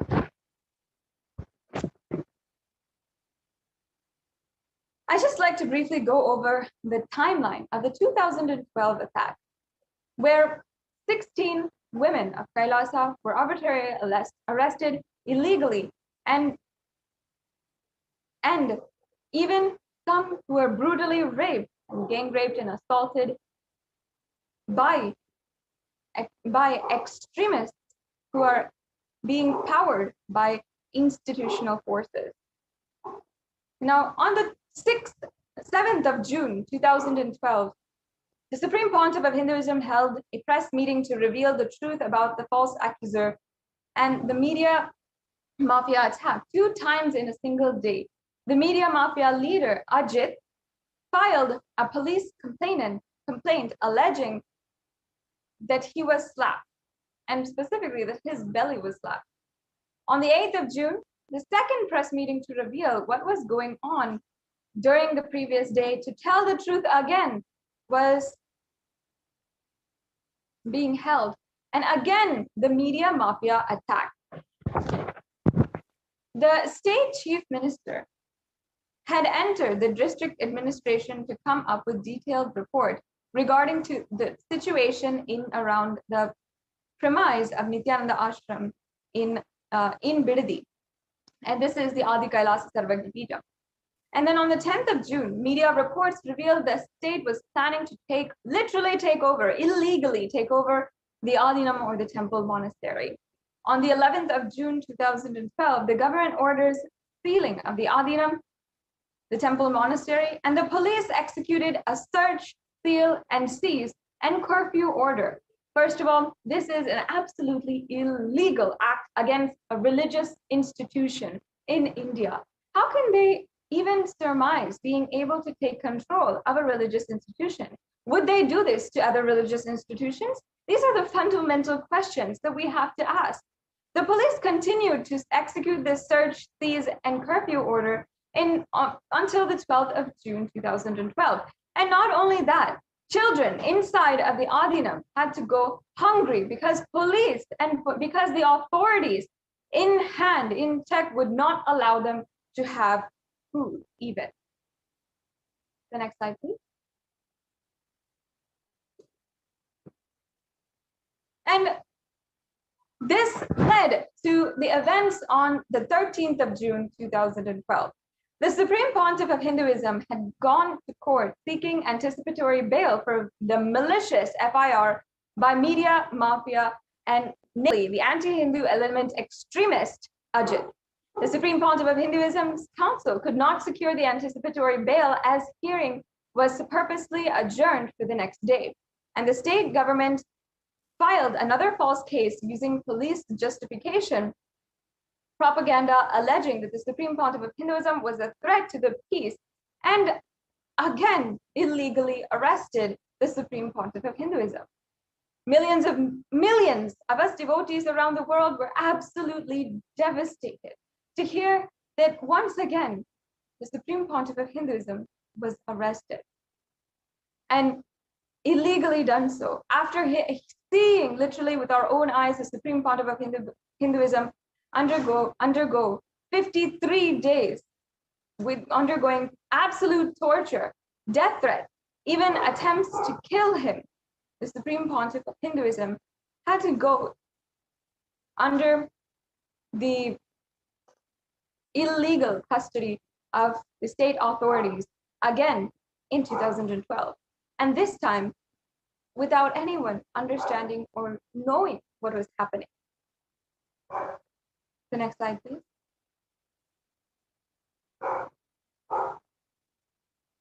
On the 13th of June 2012 is when the Supreme Pontiff of Hinduism came to seek anticipatory bail. And since 2010, the anti-Hindu terrorists and anti-Guru mafia had attacked the Supreme Pontiff of Hinduism and tried all kinds of character and assassination against the Supreme Pontiff of Hinduism until they found that they were not able to shake or destroy the Supreme Pontiff of Hinduism. The strategic move of the anti-Hindu military forces was to threaten and attack the Supreme Pontiff of Hinduism and put their future into insecurity.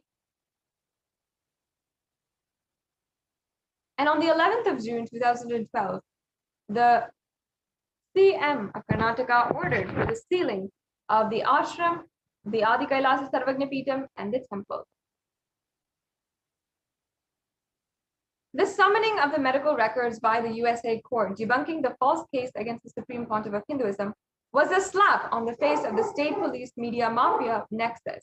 They tried everything to suppress this truth and intensify the attacks on the Supreme Pontiff of Hinduism to somehow eliminate or break him. They tried the ultimate weapon, threatening the lives of and future of disciples of the Supreme Pontiff of Hinduism. And the anti-Hindu terrorists and anti-Guru Hindu mafia knew the Supreme Pontiff of Hinduism will do any tyaga to protect his disciples and the truths of Hinduism. That is where they hit the Supreme Pontiff of Hinduism and held hostage the future of the disciples of the Supreme Pontiff of Hinduism. The Supreme Pontiff of Hinduism did the sarva parityaga of himself as he came to court seeking anticipatory bail, very well knowing he will not get justice and instead he will be facing an assassination attempt, inhuman tortures, dehumanization, and more.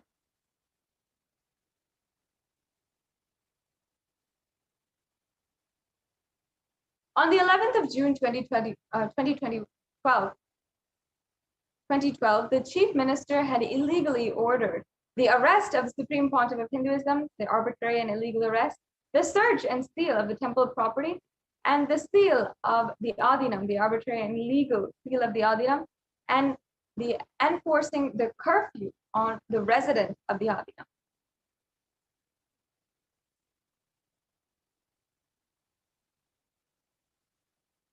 Not more than 4 could even stand to talk to each other anywhere in their own home.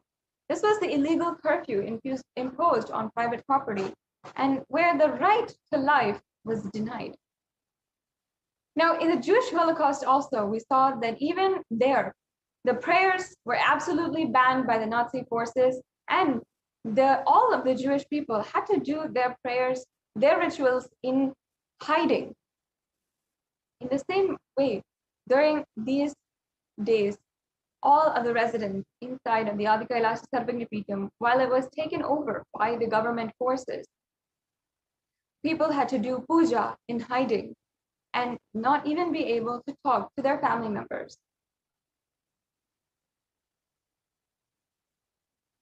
And here we're seeing another media article where the CM orders sealing of the Nithyananda Ashram.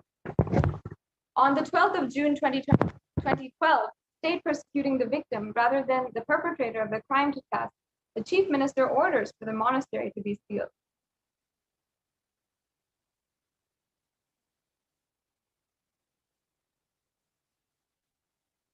And here the CM ordered the sealing of Nithyananda Ashram. And this meant that the ordered the district administrator to work out plans to seize the temple land and ordered the regional commissioner to use a heavy hand and ordered the state police to seize temple assets and property.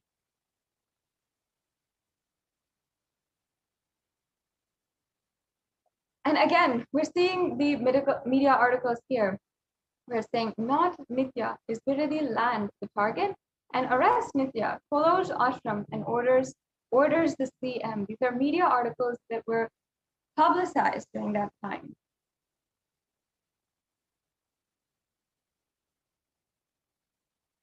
And here we're seeing with the plan to make the Supreme Pontiff of Hinduism helpless, homeless, and resourceless. On the 5th of March 2010, this is a clipping from Dinakaran newspaper where it says the Internal Affairs Minister, Secretary of the Interior of the atheistic state government of Tamil Nadu announced that the government would take over private temple monastery complex of the Supreme Pontiff of Hinduism. And the following days, on 11th, 12th, and 12th attack, the search, seize, and enforce curfew was implemented without investigation, without following the law, without even needing anything.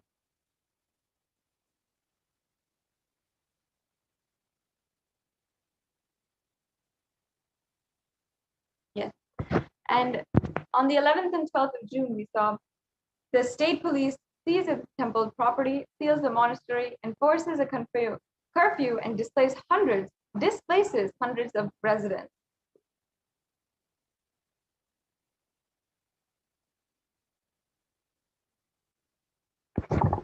On the 11th of June, the superintendent of state police illegally raided the temple with 100 officers from several government departments.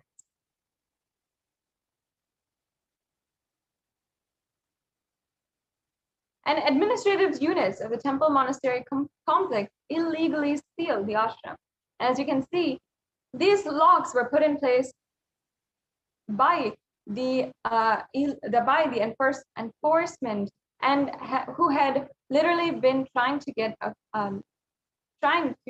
ensure that all of the residents of the Adinam were not even able to go inside the rooms of their own Adinam, of their own home.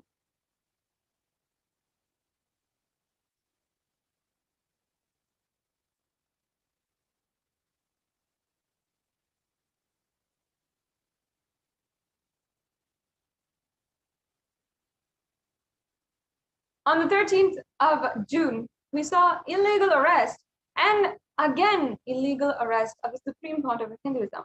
The Supreme Pontiff of Hinduism came to court for anticipatory bail and for a fabricated offense that too bailable, surprisingly, it was adjourned to the next day, deliberately leaving open for the pre-planned arrest of the Supreme Pontiff of Hinduism. The illegal arrest of the Supreme Pontiff of Hinduism paraded the media mafia by the police, kept in an undisclosed location. And here we can see the Supreme Pontiff of Hinduism being literally hounded by the media mafia and the police as he was arrested illegally.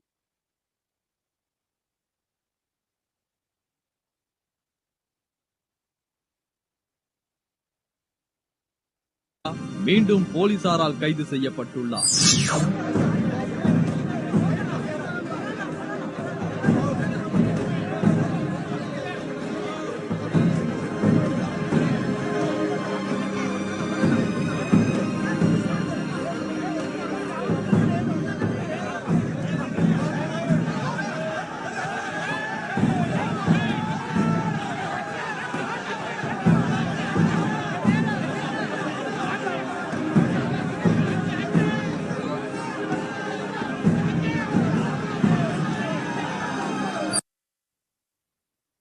This is absolutely terrifying footage of so many henchmen, armed people inside of the mob, and somehow the Supreme Pontiff of Hinduism being able to make it just a 10-foot distance from the police station entrance to the car that was supposed to take him and supposed to safeguard him.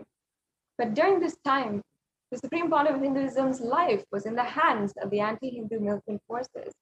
And this footage is absolutely terrifying. What makes each and every one of us feel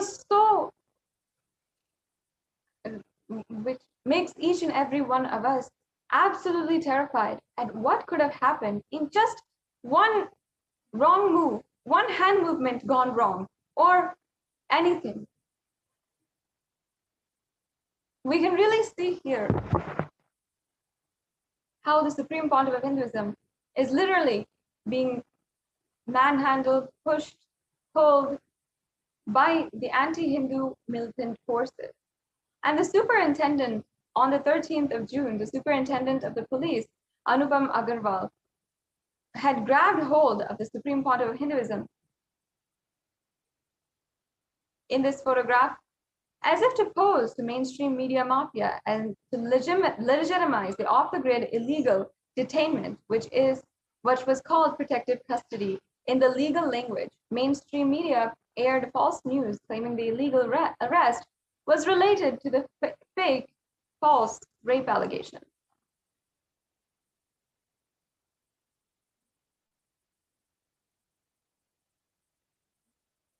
These 600 policemen pushed the Supreme Pontiff of Hinduism into a car and took him to an undisclosed location.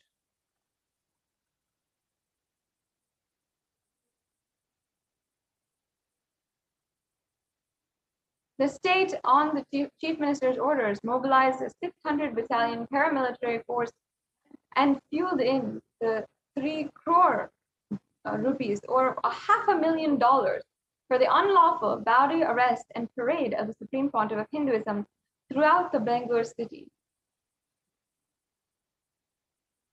to falsely project him as a criminal. This was the main plot points of the genocide attack by the state police media access.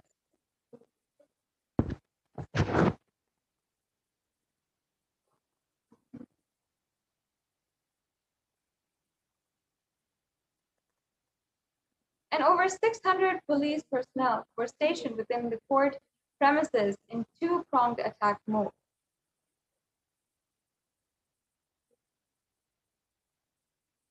On the orders of the chief minister, a battalion of 600 men, paramilitary police forces, and additional forces were deployed to illegally arrest the Supreme Pontiff of Hinduism.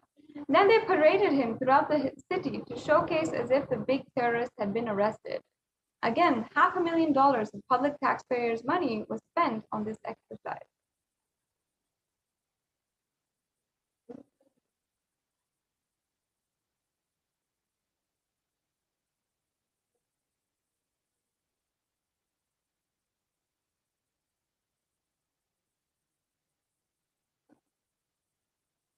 And how the state executes second unlawful arrest. Here. In an article on the 13th of June 2012, it executes the second unlawful arrest. Here we can see this article. Have you ever heard of any religious leader or Supreme Pontiff being illegally arrested? Have you ever heard of such a leader being illegally arrested twice for false allegations?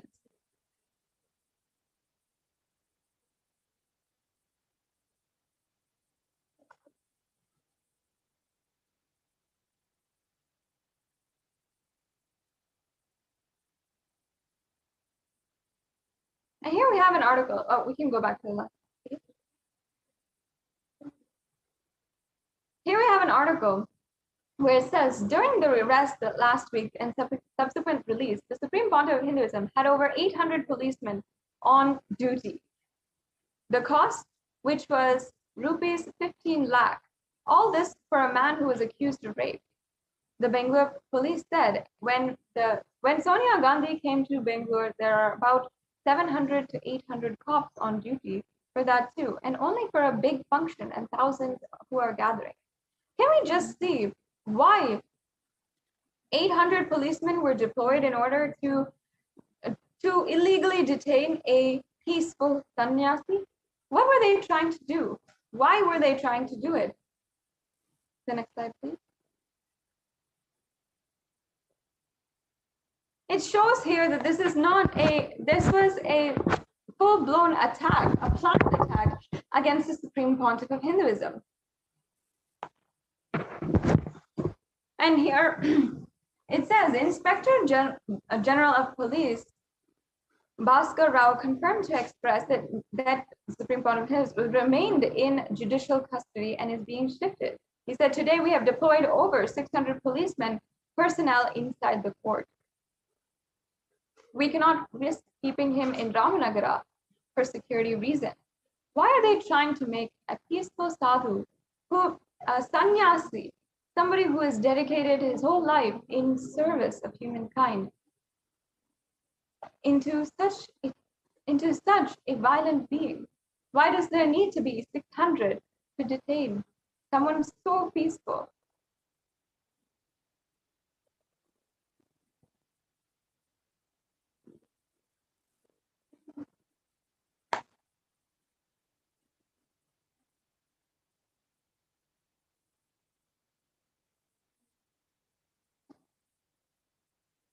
Yes, we can go on to the next one.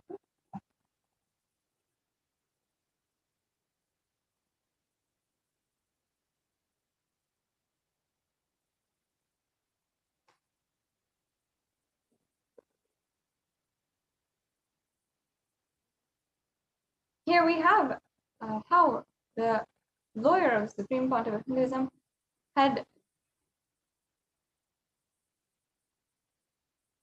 been denied to serve the Supreme Pontiff of Hinduism. He humbly pleaded by himself in front of the district magistrate, "I'm not disturbing public peace, but if you feel that me being here is going to disturb the public peace, I will stay away from Bidadi. I will not have any press meet." This is what this heartbreaking photograph is showing.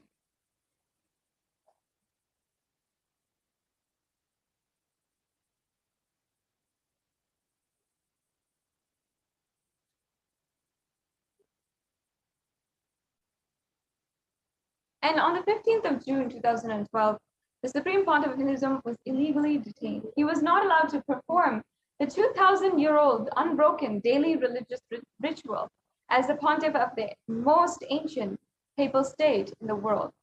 Never before, even during the past 2,000 years of various invasions of India, this sacred ritual had been stopped.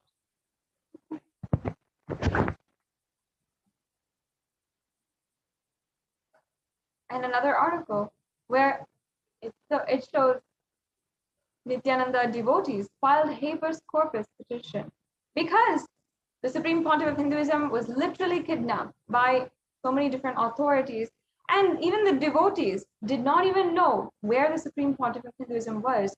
They were pushed to file a habeas corpus. The next slide, please. On the 15th of June, we saw the actions taken for bail.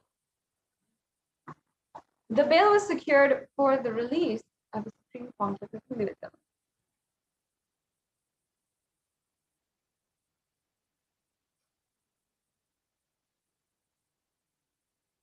And again, we're seeing how the pillars of Hinduism are being attacked.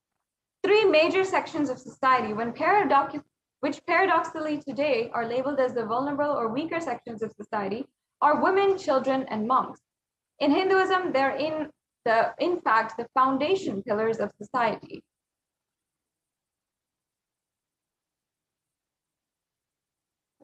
Researchers in the editorial journal published in British Medical Journal wrote how rape has been historically used as a strategic weapon. Very clearly, the editorial mentions this as a strategy to eliminate or cleanse religious or political groups.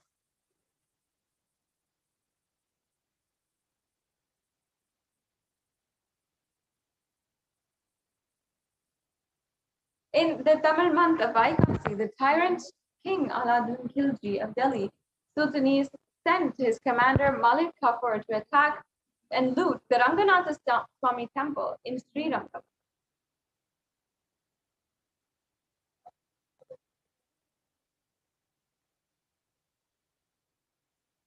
And in 1323, the tyrant King Khilji of the Delhi Sultanate sent his army to the Ranganatha Swami temple, and this attack killed 13,000 people. However, sacrifice of just less than 70 Devadasis led by Velle Ammal stopped this massacre.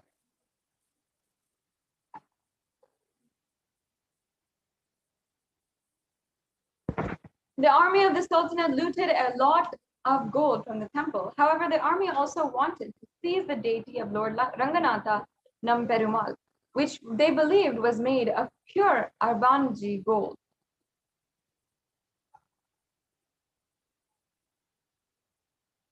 And the Vaishnavite Acharya, Pillai Lokacharya,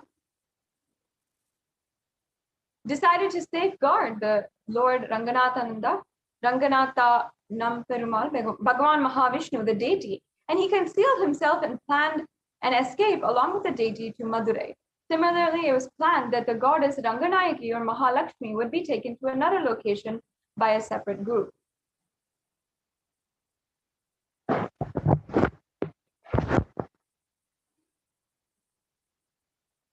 And to protect Lord Ranganatha, Vellayammal gave the ultimate sacrifice. Fearing the forces would capture the Acharya and the deity, Vellayya distracted the commander by performing a dance.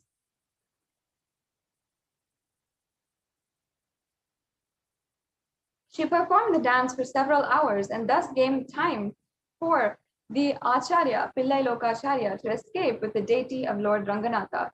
Her dance lasted for hours together.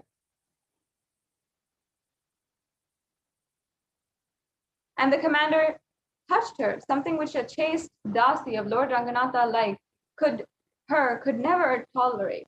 Like this, finally, she took the commander to the eastern Gupuram and pushed him down. The commander fell and died. After killing him, Vellayammal jumped off the tower and chanting the name of Ranganatha.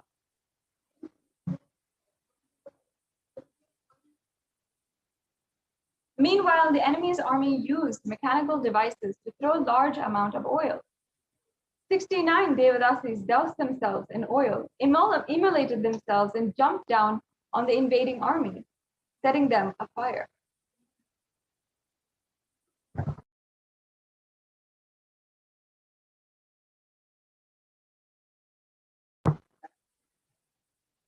The ferocious sacrifice of these Hindu Devadasis' mothers protected the temple and stopped the massacre of any more people.